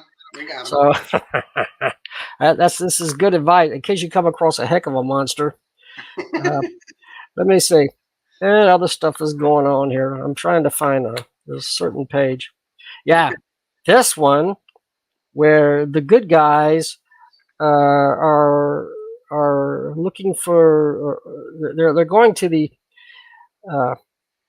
finding the entrance to the bad guys' lair. Oh, they're going to create a diversion? Yeah, they're going to create a diversion. There's a site. Let's start the diversion. So they start the diversion here. They're the guys in the helmets that are the good guys in this part. She'll be coming around the mountain when she comes, and they look like a bluegrass band. Yeah, and so the bad guys become completely enthralled in this until what was the name of the blue guy, the leader? What was his name? Stardork. Stardork. Commander Stardork. Oh, they have great names too, these guys. He pops in and he says, "What are you guys doing, you idiots? That's the enemy." And you look at them, see they're the bad guys. These guys are totally into it, coming around the mountain. So that's absolute. That's berserk. So that cracked me up. I could go back through here because I was thinking about some of these names. Commander Stardork. Yep. Space Falcon. We'll get back to. Oh yeah, here's another one. Leader Fenwick Sourbean. Yeah. Fenwick Sourbean. He's part of the Martian Commission. Those are the people. Yeah. But I want. Stardork is trying to. He's a rebel trying to take over. Yeah. Yeah. And the Wolverton influence is there throughout, but also Larned's own style is there. Larned has a great cartoony style on his own, so it's not like a direct copy of Wolverton style, but it's but the inspiration is I was just right there. To tell you the truth, I did not even know that Basil Wolverton did comics before Mad Magazine. Yeah. And when I found that comic and it said 1940 he did it, and it was Space Hawk, I said, man, it is really cool. So I ordered a couple of comics. They're reprints, but I ordered a couple. And then I decided this would be fun to do. So I did it.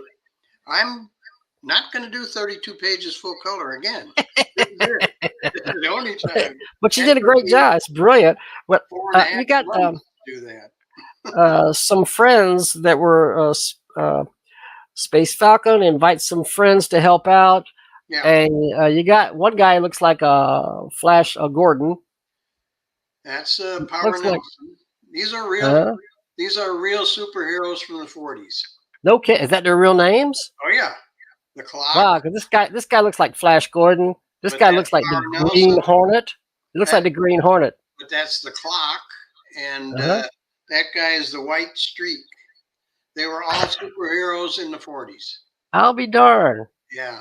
So they must be public domain characters. You could look them up if you want. Public domain characters, and you were able to use them. Well, I bet they're glad to be out of retirement, huh? I think so. You know. Just great stuff. So I don't know if I can represent it well, just talking to you guys, but I'm telling you, this is hilarious, and it's beautifully done. Right to the last page. I'm not giving away the ending, but I'm going to show you very quickly the last page. You know, the bad guy is bound to get his just desserts. I mean, it just happens. And he always does. Yes. Yeah. This is Story and Art by Larned Justin for $8. $2 postage. Yeah, check it out. So $10. I guess PayPal or whatever, or just PayPal. PayPal for Larned.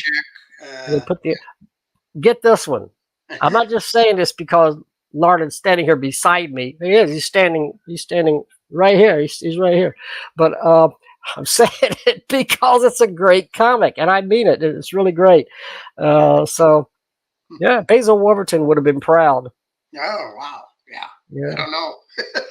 That's funny about Wolverton because the first thing I ever saw of Wolverton was in Mad Magazine. Yeah, and all those bizarre, grotesque creatures that he did. Yeah. I had no idea he did comics. I mean, it's almost a shame because the stuff he did in 1941 was so good. Yeah. You wish he would have continued it, you know? Yeah, if you want the real thing, you can find it. They're reprints, you know. But yeah, I was looking. Did the reprints of a couple.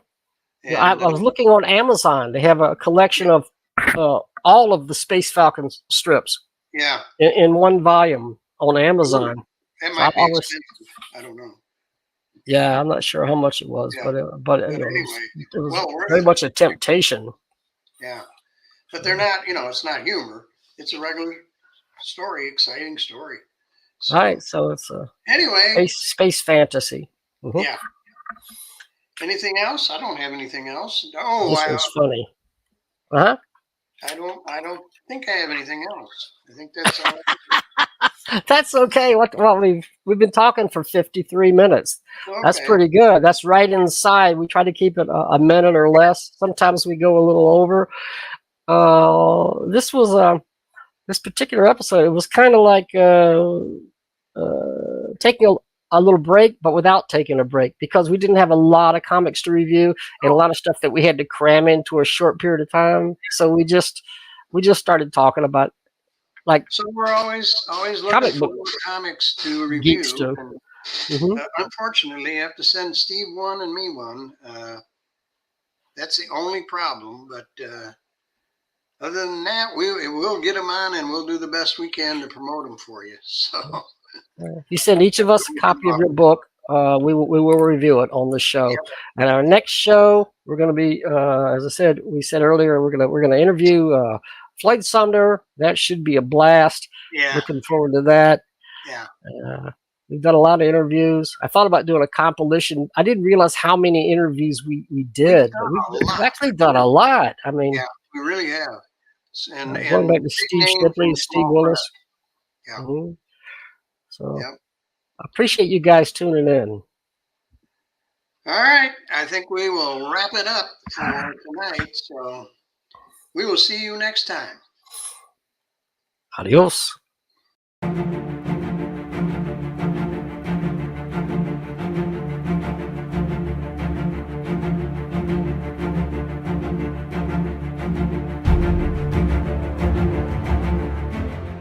Small Press Comics with Steve Keeter and me, Larned Justin.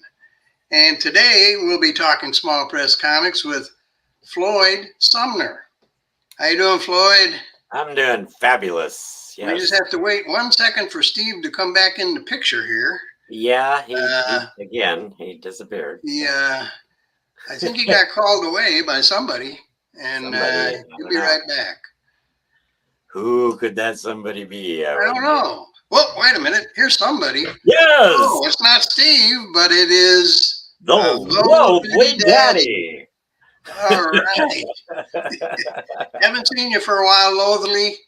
That's right. And Loathly doesn't talk a lot, but he does clench his teeth. Yes. Yes. And what pearly whites they are. So.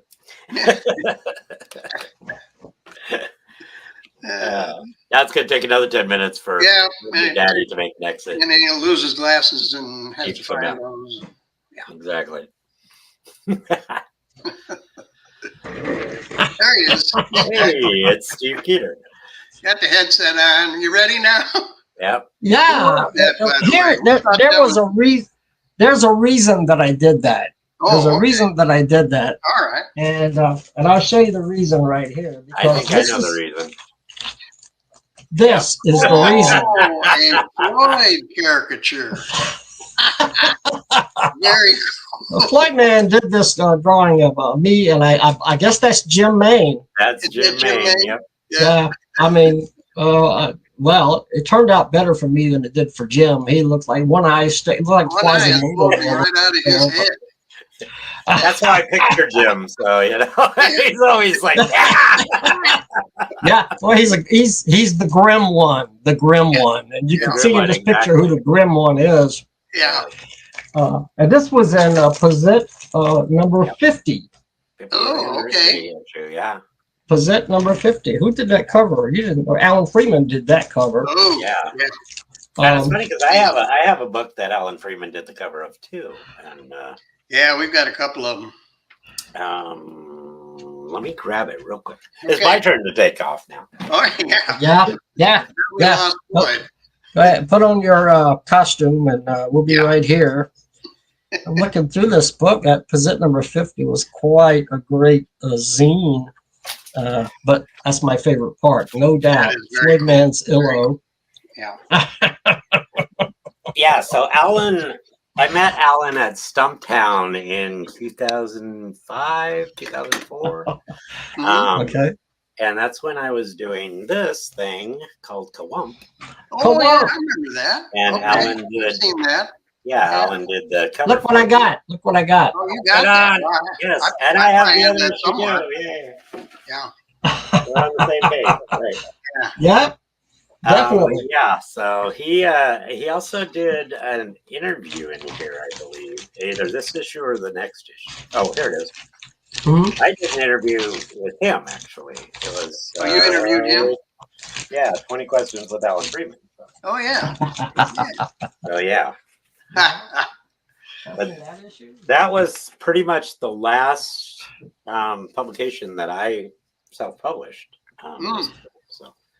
Right. I was going through because I'm thinking I want to prep for this interview with the Floyd man. So I'm going through all my comics and zines. I got everything. They're in alphabetical order, but I can't remember which ones have work by you in them. So and I spent like a couple hours last night and another hour and a half this morning trying to find stuff. But it's buried because you don't publish that many books of your own, so you contribute to other people's things, and so I don't have a. But I have a bunch that I bet you've never seen before in your life. So probably.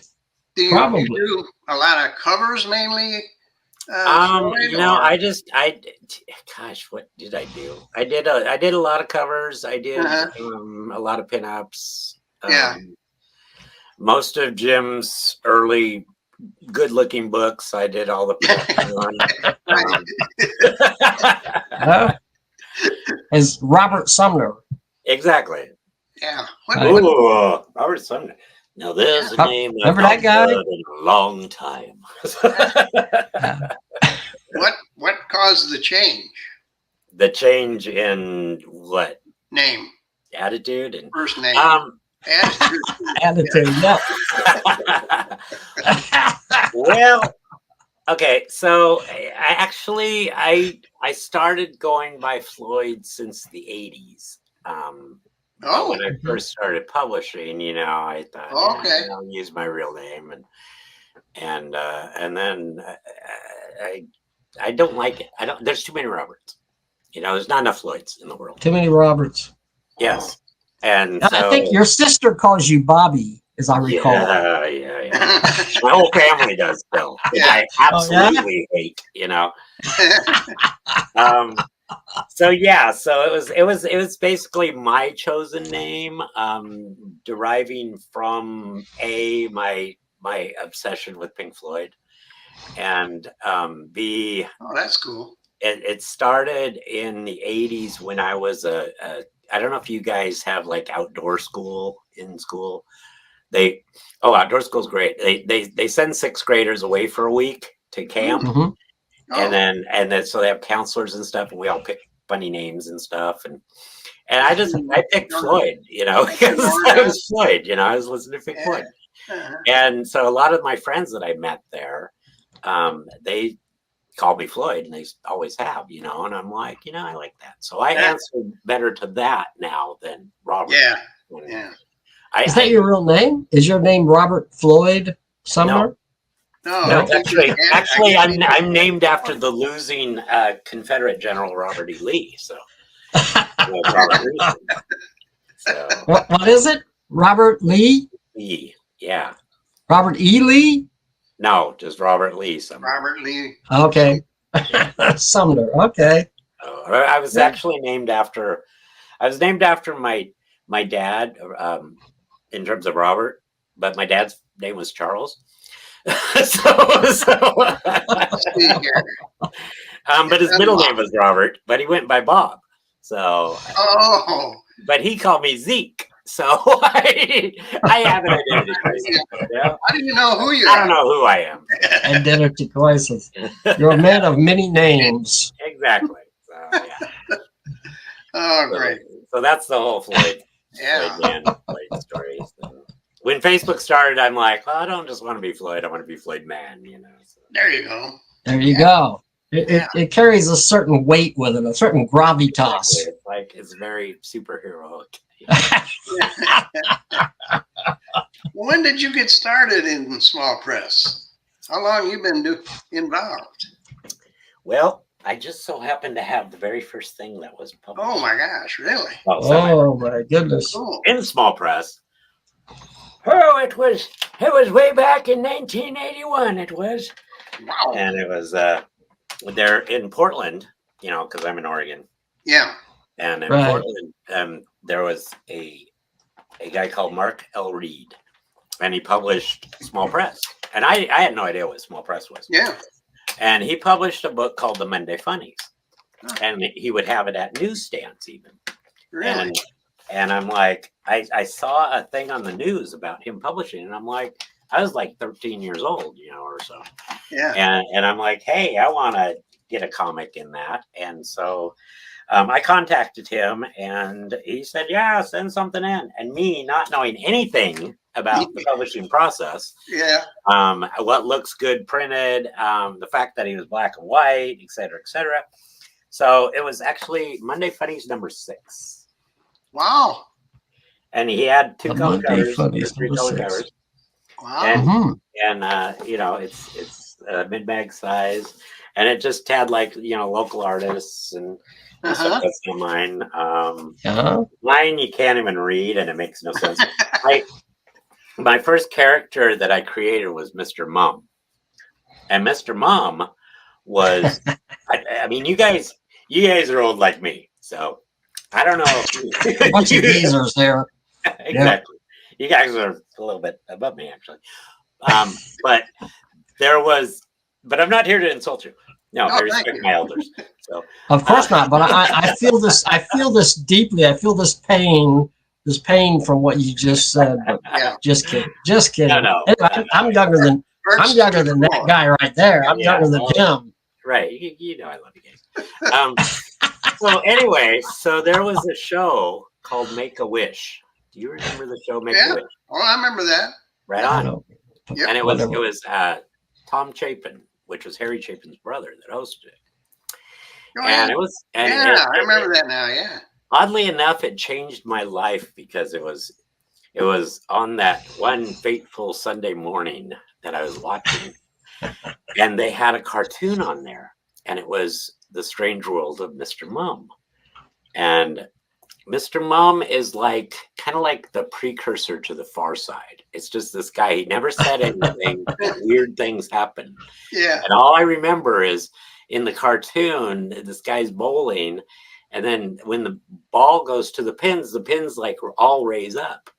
That's all I remember. But it stuck with me, and I'm like, I'm gonna draw Mr. Mum, and I created my own version of Mr. Mum. And I used to draw all these cartoons from my mom. You know, they used to just be one little page things, and he'd always end up with him in bed, you know, with the moon outside the window. And so when I found Monday Funnies, I wanted to do something big with Mr. Mum. So I wanted to do this great, you know, sword and sorcery thing. So I called it Mummified. And and he rode like a unicorn Pegasus and stuff. But you can't. This is actually what it is.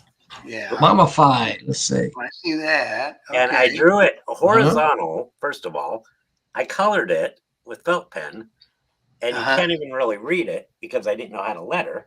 But it looks good. The art looks really good. That looks pretty advanced. Yeah, I was like 13 when I did that. Wow, pretty neat. Wow.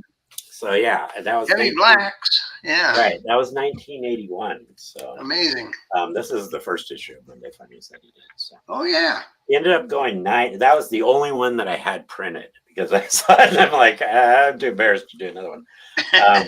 And so, but he went 9 issues with that. He also had another book called Shocking Fear, which I thought was a great title.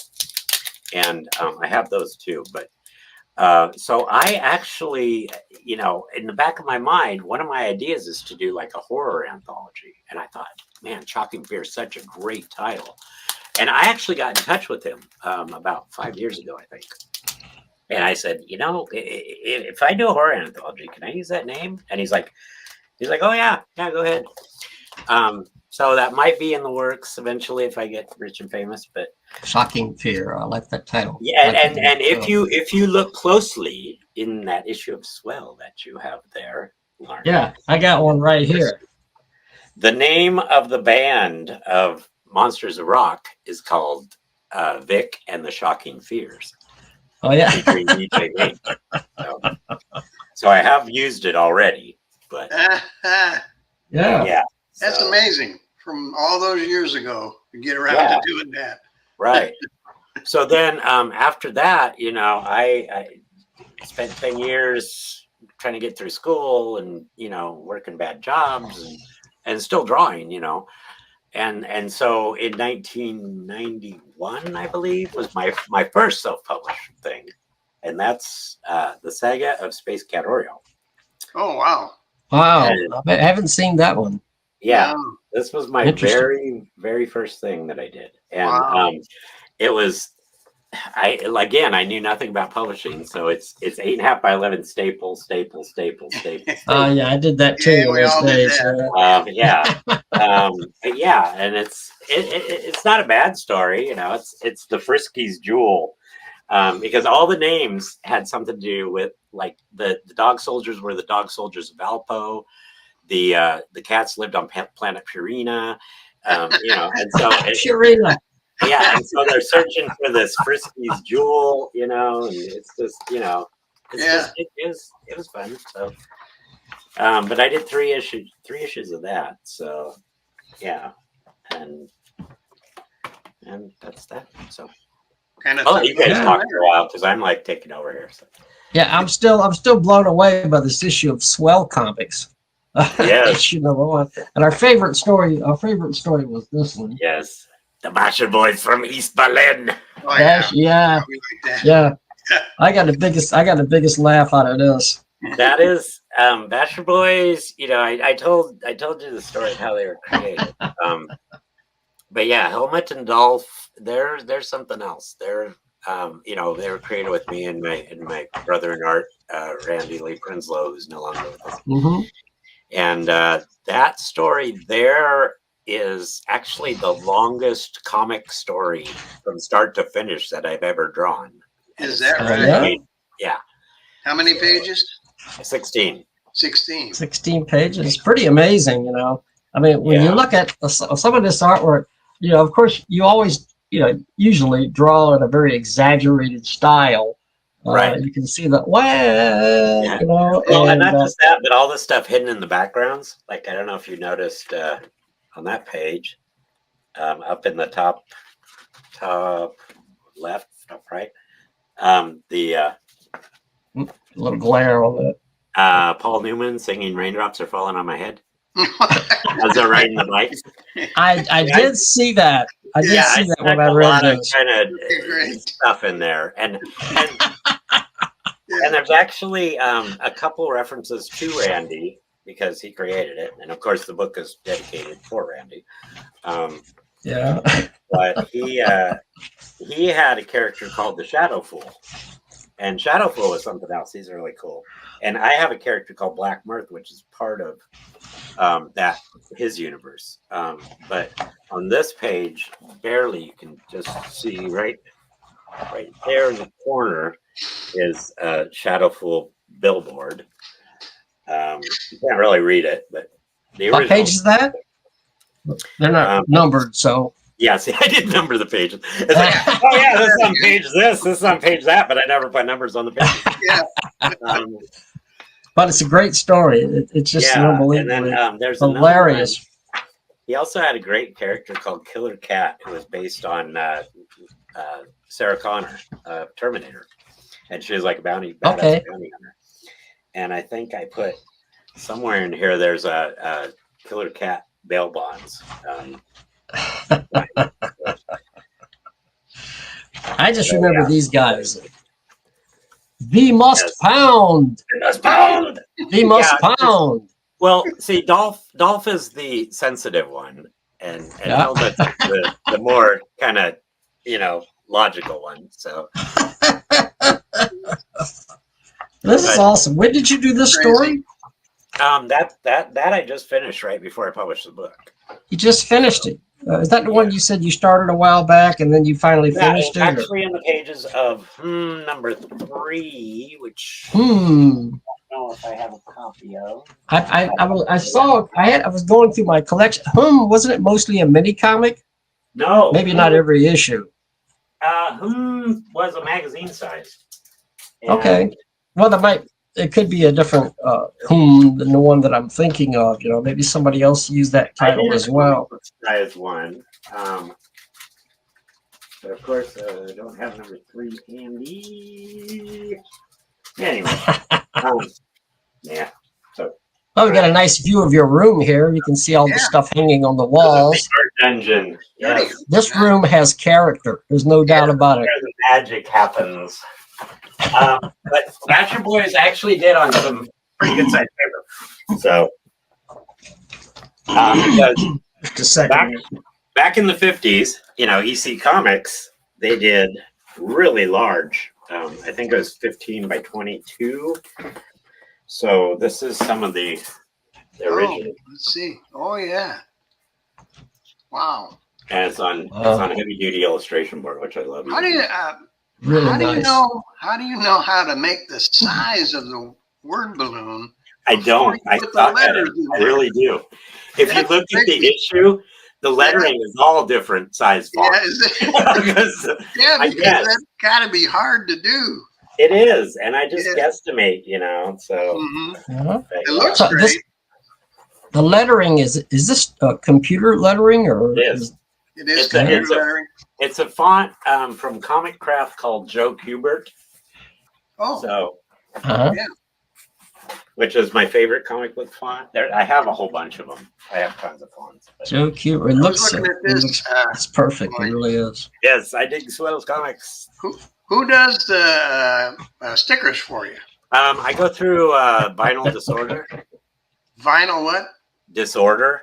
Disorder? Okay. Yeah, and they always got deals going on, and they're really cheap. Well, and they do great work. And it's really a nice sticker, nice looking sticker. Yeah. I like it. Really yeah, good. that's where I get all my stickers. I dig it.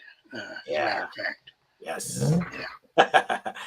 Here's something that you did, or you did the front cover for Jim Maine's Smorgasbord. I have that hanging up just right over there. Oh yeah. Oh yeah. Oh yeah. That's gorgeous. That's gorgeous. Gorgeously grotesque. It's really well, you know that one. Very well that done. monster has a story too, actually. And he's probably going to be in. Which issue was he in? It might be the first issue.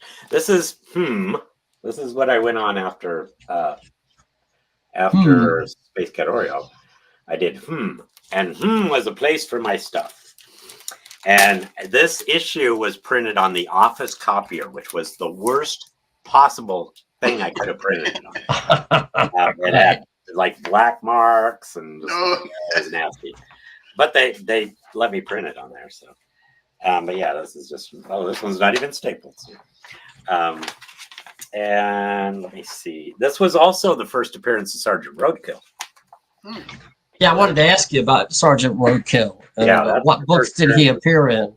He first appeared in number 1, and then eventually, you know, with number 3, number 3, because I don't go more than 3 or 4 issues per issue for some reason.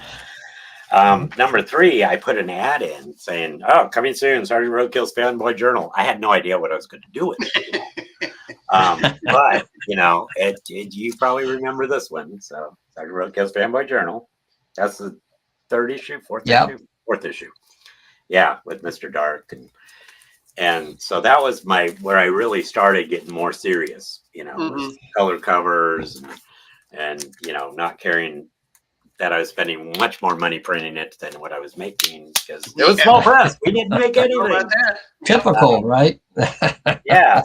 But yeah, so Sergeant Roadkill, you know, it was a thick book, and I had my buddies, you know, all join in and send stuff in. That's always good. Yeah. And then of course Mr. Dark was my big story, you know.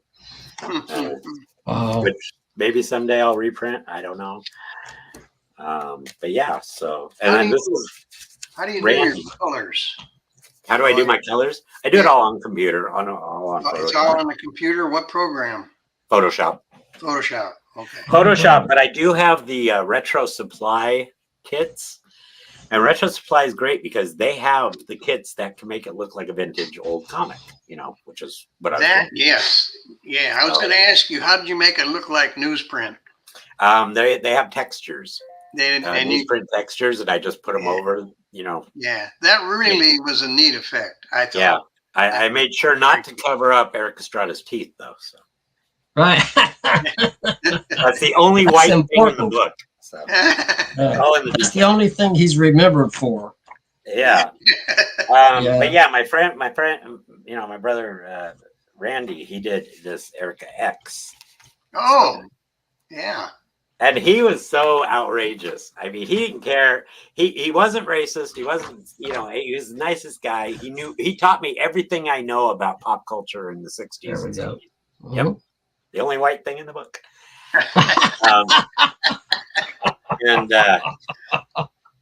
But yet his comics, like, you know, he did like caricature, you know, totally outrageous, you know, the Japanese guy. And I mean, they're all tongue in cheek, you know, so. Yeah. And who was this? I'm sorry. Who was this? Randy Lee Prinsloo. Oh, I thought you said it was your brother. I'm sorry. I think of him as my brother. Oh, I got you. We're so close. I got you. We hit it off right away. We met at a convention, and I just knew right away. I'm like, this guy, he's cool, and we got it. And he's the one that I took a trip to San Diego Con with on the train, which was an experience all in itself. You know, I'll bet, yeah. But you're in Oregon, so. You ever do anything out east, out our way, or are you pretty much west? My goal is to go on tour and hit every state and do a show. That's what I would like to do. Yeah. In reality, yeah, I don't have that money. I know that I would not even break even probably if I didn't have a hotel. And, no way. And as good as your we have a so hard to do. Right. Yeah. We have MegaCon here in Orlando. That's a big convention. Yeah. And the one I've always gone to is Space in Columbus, Ohio. That is on my bucket list. You need to hit that. I mean, if I don't hit any other one, that's the one that I want to hit. Yeah. Well, you know, Larned and I were at Space last year. We made a video. We couldn't make it this year, but I'm determined to make it next year. It's really important. So we should all meet next year. Yeah, well, I would love to. One of the problems is it happens pretty much whenever the one here in town happens that my roadie / roommate is organizing. And, you know, I can't let him down. I think Space a lot of times is in April. Yeah. Is that when his show's in April too. So yeah, okay. Yeah. You have to be careful. I'm getting ready to go to Reno this weekend for the Silver Age Comic Con, which I do really well at. Oh, great. And so that should be a lot of fun. So. And then you can gamble it all away while you're there. Oh, that was last year. There's one of my artist buddies who's also a guest. His name's Luis Riviera. Very awesome artist. I mean, professional quality. And so he's like gambling and winning because he's like almost like a professional gambler. And I'm like, yeah, I'll go gamble with Luis, you know. No, maybe some of his luck will rub off. And I gambled, and it was working for a little bit, but now I still owe him $20. So yeah, you got to quit when you're ahead. Yeah, then go to the casino and all that. Is just light your money on fire at home. Exactly. I'm getting better. I'm getting better though. But I mean, I kid you not. I made so much money last year. I had a stack of bills. Almost everybody paid cash like this. And I'm like, I can't carry this on the plane. Well, what do? Oh, I'll put it in the machines and then I'll cash out for bigger bills and it'll be less. And then while I'm doing that, I'm like, this is a great idea. And then it's like, I'll just play a couple of rounds. Yeah. And it went from here to back. Yeah. Never fails. This year it's a 2-day show, so I'll probably have a stack. Yeah. What price fun? If you're having fun, exactly. What price? Exactly. Oh, and let me tell you, if you ever go to Reno, I got to put a plug in for this place. Another thing on my bucket list is to get a pastrami sandwich from Katz's Deli in New York City someday. But since I can't do that, Reno at the Atlantis, they have the Manhattan Deli. And this sandwich, I swear, I've never had another sandwich like it. It literally melts in your mouth. It is so good. And so I'm still looking forward to getting another one of those. You're making me hungry. Oh, sorry. Let's talk comics then. Yeah, right. So it came out, you know, and I did 4 issues. The thing was, Jim Pack loved and that's when I first discovered the Comicist, and that's when I started getting into the Small Press Network. A lot of people, it was with Small Press Comics Explosion, Tim Corrigan. Yeah, that's. I didn't even know about that. Yeah. I got the Comicist, and I'm like, this is awesome. You know? The Comicist. So I sent him my books, and he liked them all except for the one that cost me the most to make, and I put the most into, and he hated that one. So he didn't like that. That was number 4. Yeah. Jim was a great guy, man. I miss him. I met him at Chicago Con a couple of years in a row in the late 1980s. And he had the Comicist or the Comicist. And it wasn't on a grand scale like SPCE and Tim Corrigan stuff, but it was a really cool book. And I guess he did most or all of the reviews in there, but I can't really remember. But it was. You know, both that and Small Press Comics Explosion, they were highly instrumental when I did this Colump. Yeah, me too. This is the first issue of Colump. I don't know if you have that one, Steve. Yeah. I don't think so. I don't think so. Not right now. No. This was the one where it's like I wanted to do something, and I'm like, I'm going to see if I can do a review zine in 24 hours. And that's what this turned out to be. And so then everybody loved this one. So I'm like, okay, now let's see what it can really do if I have time, And that's when the second issue came out, the one with the Alan Freeman cover. So, and that's when I really, that's the third issue. That's Kawump had a lot of reviews. Here's Kawump Fall Winter 2007. Yeah, and you're reviewing. I'm reviewing everything. The Skeets Fan Forum. Oh yes, the trade paperback. Oh yeah, I hated it, didn't I? I just came across this right now. I wasn't planning this. Of course, I'm always. See, highly recommended. Highly recommended. I don't know. I mean, remember when you did the interview? Well, I had so many books because there was a show that they did in Portland called Stumptown Comic Fest. And Stumptown was awesome because it was kind of like space. It was like, it's just for us creators who create comics. Mm-hmm. And so I went there and I was like, hey, I do a review zine. I go to each table. I do a review zine. Here's my card. Would you like to contribute a copy for review? And I ended up with like a stack of free books. Right.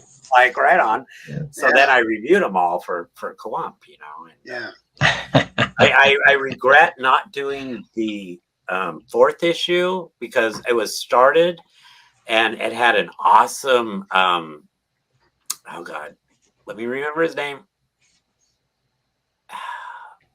It had an interview with him and he did the horror stuff. I know you guys know who he is, but I can't his name. I don't know. Now do I have horror stuff? I don't know. Jeff Gaither. I don't know. Yes, Jeff Gaither. Thank you. Was that him? Yes. I had an awesome cover. I had an interview with him, and that's about all I had for it. And I kind of ran out of steam, and I'm just like, man, I didn't do it. But I regret it because that cover, oh my God, you would have died. It was such a oh my God. He's terrific. Jeff Gaither is terrific. He is. He makes the grotesque beautiful too. So which I kind of do, I dabble in. So yeah. But I've published a lot of his stuff over the years, especially in Skeets Fan Forum and Review. Right. He sent me a million spot illos of that. They were all throughout those issues. Is my favorite. And I know you know which one I'm talking about with the Batman and the fangs and the yeah. That was a great drawing. Yeah, it was. So like I say, grotesque but beautiful. I mean, exactly. Well done. So Kawump, that lasted 3 issues, and I can't believe how much work I put into that because it's like I wrote most everything, and I did all the reviews and all the news, and it turned out to be like 48 pages or something, Oh man. So it's got articles. It has a letters column. It has news. It has reviews. All kinds of stuff and also in here. A lot of the artists that I used or that I found are doing big stuff now. A couple of them, like for the back cover of this issue, it's actually David DeGrand, and his stuff. He ended up working on the Popeye comic. So, oh, really? Yeah. Wow. And he does some crazy stuff. And I saw his art, and I'm like, dude, you got to do a back cover for me. And he's like, okay. So, I got to ask you, Floyd, your association with Mad. Because when I was a kid, I mean, that's all I cared about was Mad Magazine. Right. Oh my gosh, yeah. And I hate to disappoint you, but I have no association with you don't? We thought you did. No, I would love to work for Mad, yes. I thought you did. No, I didn't work for Mad. This is one of the things. This is one of the things you mentioned that you wanted to correct that I said. Was it cracked? Oh. Yeah. Was it cracked and not Mad? No, it wasn't even cracked. I didn't even get that far. Cracked though was David Burns. If you remember David Burns. He worked for Crack. However, there is a new magazine. I wonder if I have it. I could have sworn you worked for Matt. I know, and I laughed when you said that. I was like, yeah, you would have been the best. I was like, maybe I shouldn't say anything. Yeah, you should have just said, yeah. You know? So there's a new one though. It's Andrew Goldfarb, which I don't know if you guys are familiar. I know who he is. Okay, and he does the name. Yeah. And I will soon be appearing in Freaky Magazine. So. Oh, okay. Yes. Yeah, we're working on a couple of things. So. Yeah. So, yeah. But I would Mad Man. I mean, because obviously I'm highly influenced by it. You know. Oh yeah. I have behind me that. You know. Yeah, I saw that in the back there. Oh yeah, look at that. This is like my Bible. This is like the Mad Artist Edition. It's so awesome because it's like from the original pages. Wow. Yeah. And it's just so. I mean, it inspires me so much. It's all getting worn out, which is too bad because it's worth a lot of money, but I don't care. It's my inspiration. A number of years ago, they reprinted all the 50s Mads, and I have all those reprints. Yeah. And I had the originals when I was a kid. But yeah, I never did. I have the archives. I have like a Mad shelf over there. I see. Yeah. Yeah. There's a bunch of issues.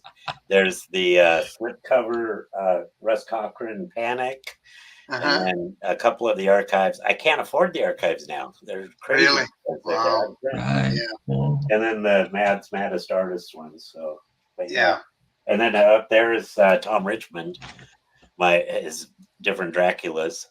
Oh, Dracula. That's another subject we need to touch on sometime. I knew it. I have a couple pages started. I don't know where they are. I don't know. It is still. I have not. That for you, Steve? I will get it done someday. Is he doing that for you? It would be cool. Yeah. Floyd, he has a script written by Chuck Robinson II. Chuck Robinson, who got me started at Small Press. And he's been sitting on it for like 10 years. Maybe not quite that long. Yeah. It would be cool to see it published. And he's been an influence anyway on that series. It's like, God, I mean, I know how I want to do it, but do I know how I want to do it? Because when Wade Busby did it and Floyd choked, I believe. And both of those guys passed away, unfortunately. Yeah, so I'm almost scared to do it. Yeah.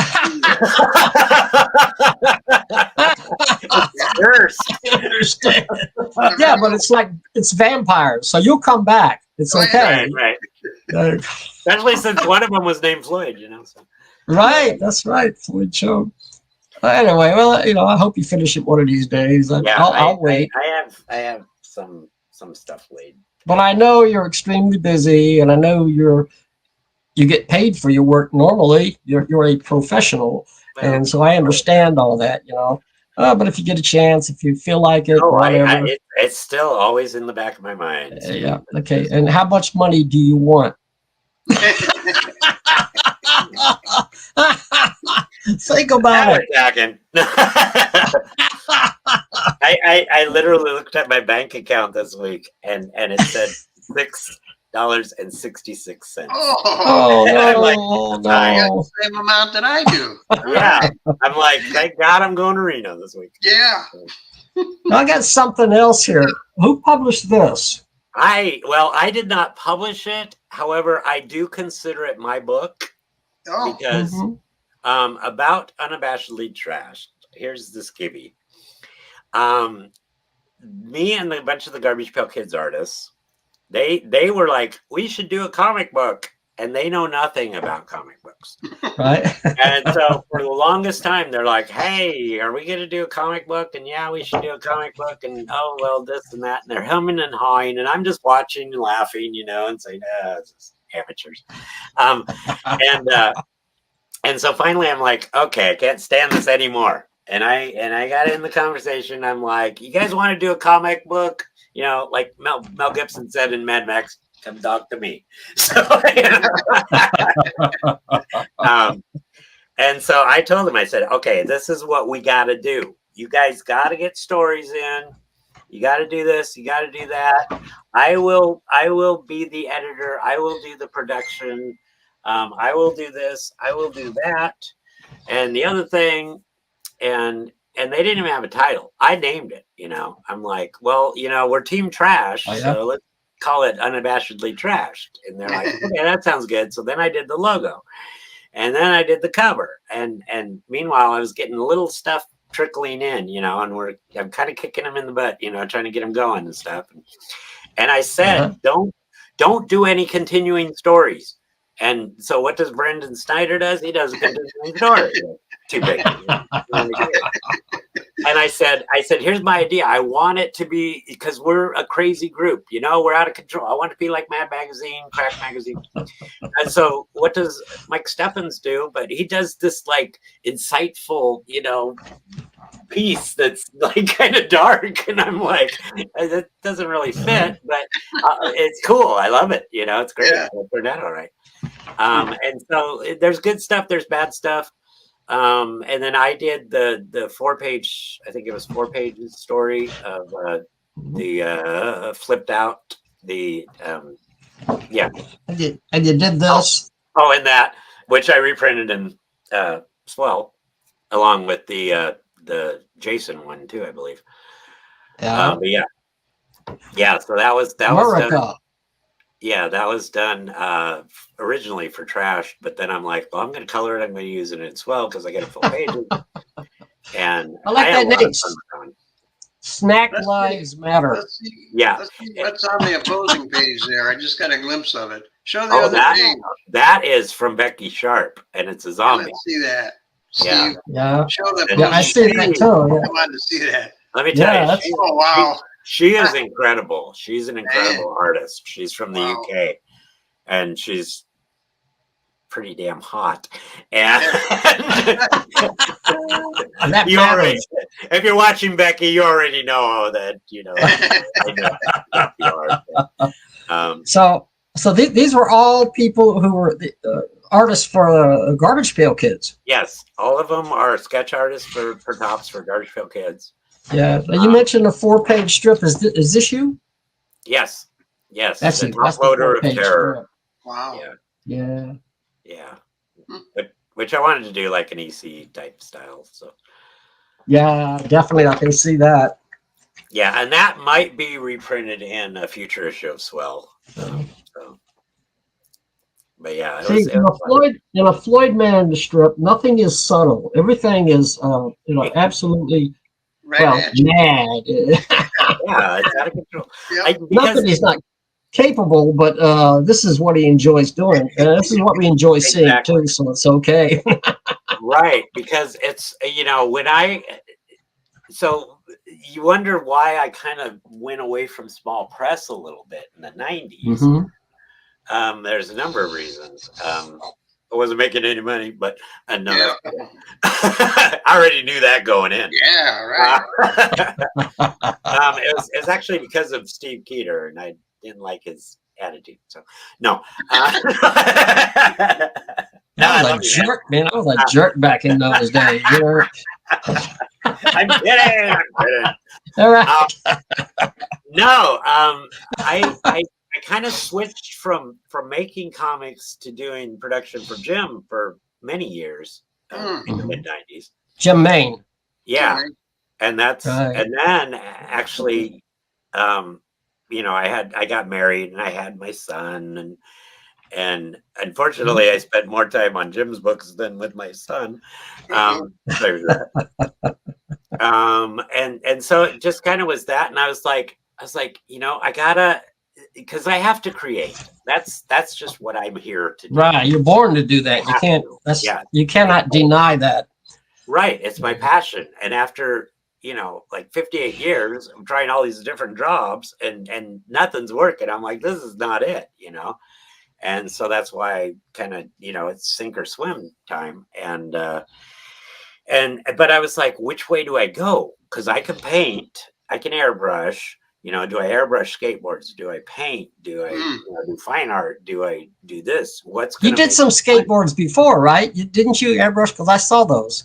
I have airbrushed some skateboards. I've airbrushed and painted some shoes, you know, and stuff.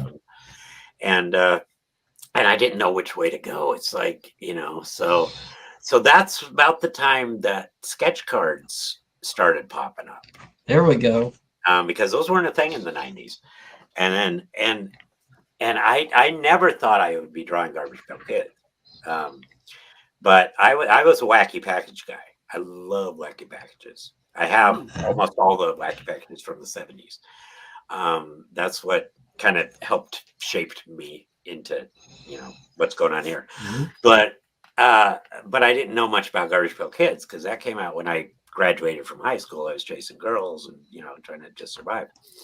And so, Dustin Graham, who was an amazing Garbage Pail Kids sketch artist, he says, Floyd, you should post your stuff on the Garbage Pail Kids site or page on Facebook. And I'm like, well, I don't do Garbage Pail Kids. And he's like, well, just see what they think. And so I did, and they loved it. And then everybody's like, man, you should be working for Tops. They're hiring sketch artists. And I'm like, well, I just want to do wacky packages. But nobody would give me the connection to Tops. And I'm like, they're like, you should do it. And I'm like, well, what's the contact? They're like, I don't think I should give that out. And I'm just like, fine. So I figured out who the art director was. And I went straight to his personal website. And I sent some samples. And I said, I want to do wacky packages. And he saw them and he said, great, And the next thing I know, they're like, because wacky packages, I remember as a kid, man, 1973, running to the drugstore with my quarter, buying my packs, chewing the cardboard gum, sticking them everywhere. I love wacky packages. And so it was part of my life. And next thing I know, I get an invite saying, hey, do you want to do sketch cards for the 50th anniversary of Wacky Packages? And I'm like, yeah, that's like a dream come true. And so once I got on with Wacky Packages, Garbage Pail Kids kind of came with the territory. So when they sent out invites for that, they sent out, to all the artists that are working there. And I started doing Garbage Pail Kids, which I appreciate a lot more now, And are you still doing that? I actually declined the last two sets, mainly because there's a lot going on at Tops behind the scenes that I don't agree with. Mainly money. The collectors are great. I love the collectors, and they will pay top dollar for cards, which I love. And I love doing them for them and stuff. But Tops itself. You got any samples there? Oh, do I? I don't think I have any cards. I did get to do a couple base cards for Wacky Packages too, which was awesome. When you go to a convention, you have a lot of people, fans of Wacky Packages or Garbage Pail Kids that come. That's what they know me for. They don't know me for small press. They don't know me for small. And that's kind of what I'm trying to break away from, so that they do know me for what I do, But I do have. I did a couple sketch covers. Where the heck did I do them? What's the original size of a card? What's your the original size of a card is, and I just have to have one of my Rocking Dead cards here to show, which is John Joplin, which is my favorite. Yeah, this was my set that I did. Yeah, and they have like a description on the back. And you do that? Yeah, okay. Yeah, I did that. So Jaundice Joplin. Jaundice is proof that Jaundice is proof that even in the world of zombie rock, there is still room for female flesh eaters. While belting out great tunes like "Piece of My Heart" with a side of brains, and me and Bobby McBleed, she is one hard-rotting woman and is never going to stop unless she sees a nice, tasty fan. That is awesome. So each one has a description on the back. It's a set of 10. And they're 2.5 by 3.5 inch to answer. Yeah, and your working size?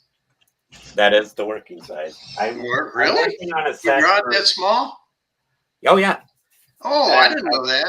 I thought they'd be reduced for R.R. Parks. Richard Parks' his Halloween retreat set. That's I see. Okay, I did not know that. In the back, I have some samples of those that I've got done here, but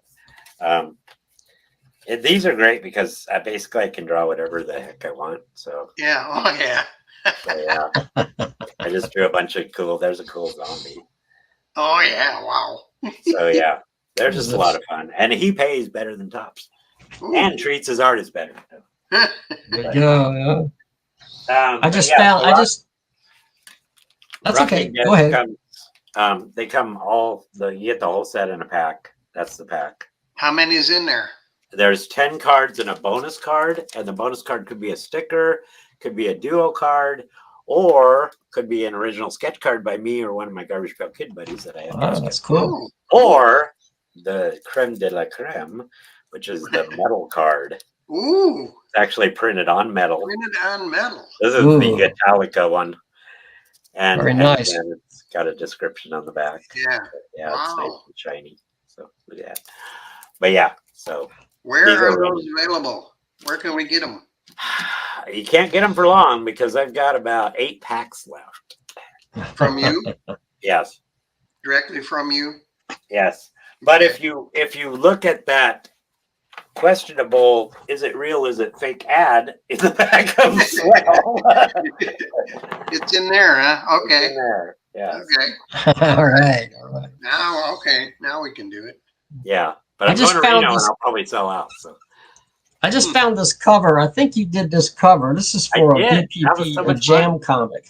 Yeah, and I think I did a couple pages in there too. That one. Now I know you were in. You probably did. Let me see. But I know you were in. This looks like your art. Is that your art? This looks like your art.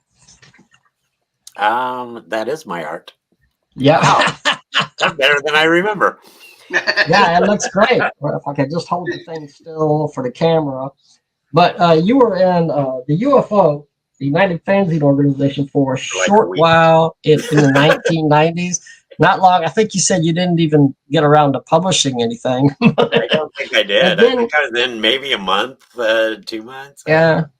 And then there was a revival of the original BP. Well, that wasn't. It was a whole new co-op. But it was named. I admit, so. That's my fault. It was named after the BPP, which was the forerunner of the UFO. It was the BPP. Not to get complicated.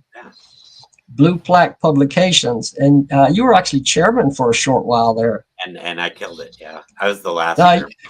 You didn't kill it, because I said when you interviewed me, we talked about it. Now I looked into this. Okay, just give me a second. Okay. Okay. Just a second. He's gonna set the record straight. Yeah. All these nights staying up, crying about the BPP, and now the truth comes out. Yep. I Okay. was chairman, and Sam was co-chairman, I believe.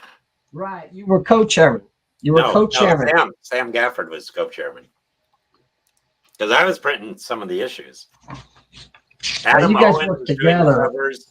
He would send them to me. I'd print them, I believe, and I took everybody's money and ran. Okay, yeah, there's this one, the Blues Letter number 39. We call it the Blues Letter. That's not your artwork, but pretty cool. No, that's not Adam Owen, is it? He did a lot of the covers.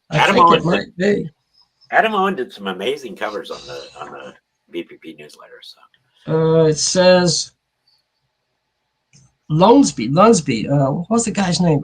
Larry Lonesby. Larry Lonsby. Yeah, that's who did that cover. Yeah. So, okay, that was 38. Now, I was going through these because you mentioned that you thought that when you quit being chairman, the group fell apart. Actually, the group didn't fall apart at that point. It flourished. It thrived without me. not exactly. Okay, this is the Blues Letter. They live. The Blues Letter number 46. Right. That might be a Larry Lonsby cover. Looks like. I mean, Adam Owen. And I have all. You were the chairman. You were the chairman here. You have a column in here by Floyd. Yeah. See. Okay. So I did a little investigation just today. I was trying to work this out. The thing is, this was to figure out what happened. Well, this is issue number 46. Now, I seem to be missing a couple of issues, number 47 and 48. Now, by that time, number 49 and 50, the Jim Main was taking over again, but it wasn't hard copy. It was all online. I just happened to go online and print out my own copies. So I have a copy. Okay. I have a print copy of the last 2 UFO newsletters. In this one here, Jim Main says, now it's official. Since no one else has thrown their hats into the ring, Brian Wayne Powell and I are now the new co-chairmen of the BPP for the term of March 2009 to February 2010, but it didn't last that long. And this was the last issue of the Blues Letter. So you had already you were already out of it. Well, you weren't chairman at that time. Yeah.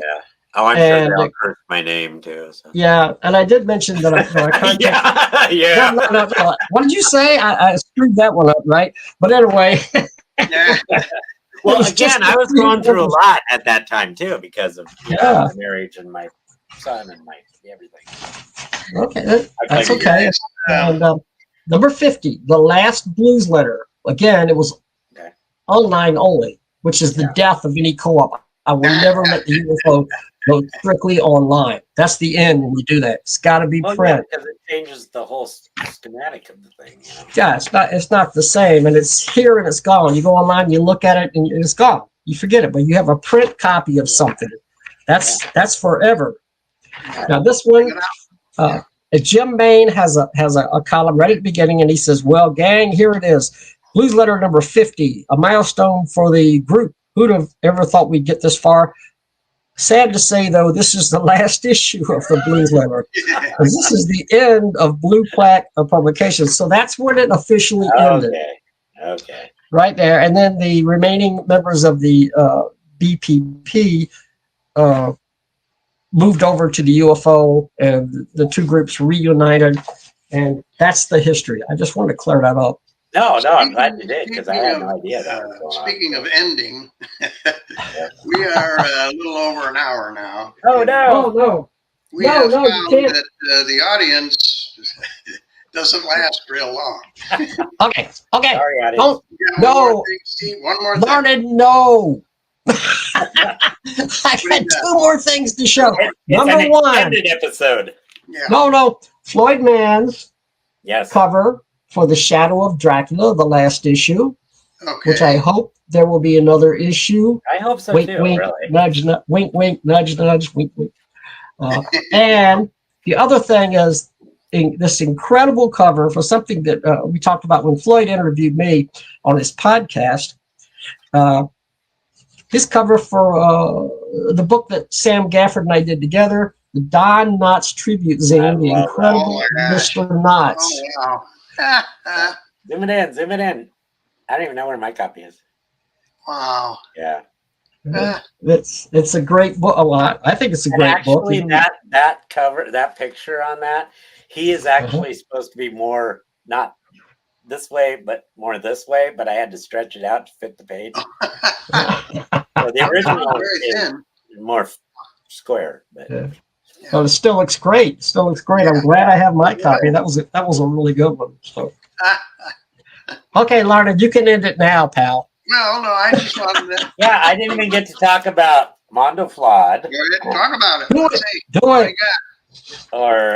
it. So Mondo Flawed was when Jim Main wanted to do a APA, horror APA. Mm-hmm. And I thought, well, that sounds cool, so I'll do something. And so Mondo Flawed, I did a story on late night horror hosts, and it was just so much fun that I'm like, well, I'm going to keep this going just as my own book. So second issue, of course, I took my love of wacky packages and did a wacky package issue. Oh. And then the third issue was when I was like starting to get into like tiki culture, so I did the tiki issue. So, and this one, that's when Randy passed away, so that's actually him. Oh my gosh! And he was just something else. But yeah, when did you do these? When did you do these? What year are these? These were, let's see, I was living at the coast, and it was 2000. I think it was. Oh well, it had to be 2005 because that's when he passed. 2005. Yeah, so in between 2000 and 2005, and we also did the 2001 Altered Fates yearbook. Wow! And this was done when I joined forces with Mike Haig, who did Systems of Desire, who's a good friend. Oh, yeah. And he still is a good friend of mine. And then way back in the day, I did the Iron Fan newsletter. And this is one that you guys probably haven't seen. You've done a million things, Floyd. Because I was a huge Iron Man fan. And this one was cool because I decided to do a special cover. Oh, yeah. I did my gimmick cover. That is very cool. Oh, that's awesome. And it actually turned out pretty good. And I did, of course, had to do parody. The Unrinsable Ironing Man. Based on that Gene Colan cover, yeah. Yeah, but I had like some guys, you know, I would just talk about Iron Man, and I'd had guys doing art and sending me, you know, articles and stuff, and it was a lot of fun. So.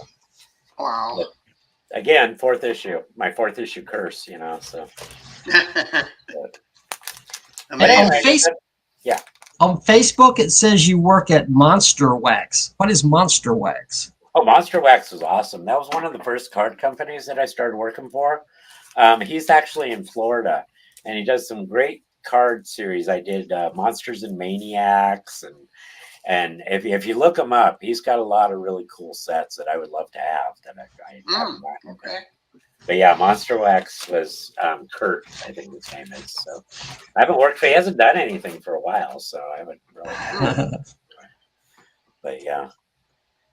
So now it's mainly commissions. I'm focusing on Swell, and I'm hoping to keep that going. Who knows? Definitely, you should. I may do the Shopping Yearbook. Yeah. And just I'm working on an album cover for album called A Fistful of More Rock and Roll, which is done by Sal Canzioni, who does Electric Frankenstein, and I've done the Green Jelly covers, you know, Green Jello, Green Jelly, 4 covers for them. So I'm what's going on? Yeah, there's a lot Then going on. Then you have to do your trip across the United States, doing every show you can find.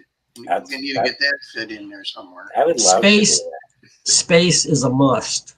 It is. I'm telling you, it's not out of the question because the guy that runs it, Bob Corby, is one nice guy. Exactly. Yeah, that's just it. I'd love to be Bob Corby. I'd love to be, you know, Michael Carroll. I'd love to be, you know, all those guys. And it's too bad. Matt Fizel usually goes there. But and I might even love to meet Ian Shires. I don't know. I met Ian Shires. Did you see our video of the Space Pod last year? Yeah. It's so funny because it's so He's really funny. Because deep inside, I love Ian Shires. I do. Ian, if you're watching, I love you, man. But I still consider you my arch nemesis. So, you know, be that as it may. Well, I want to thank you, Floyd. I want to thank you guys. This has been awesome. We really enjoyed this. This was a lot of fun. Yeah, this was awesome. Yeah, I was hoping there would be a lot of fun. So. All right, we're going to wrap it up, and we'll see you, I guess, in the funny papers. Yes, you will. You will see me in the pages of Swell. So. Okay, yeah, don't forget about Swell. Yeah, if you want a copy, it's not on my website yet, but planetfstudio@gmail.com. Just drop me a line. It's still only $6. Only $6. Even though it's the first issue, it's still only $6. Well worth it. You can't go wrong. 32 pages, full color. Yeah. Wow. So full color. Yep. All right. We'll see you guys. All right, guys. Thanks See again. you next time. All right, I'm gonna end it. Right on. Adios.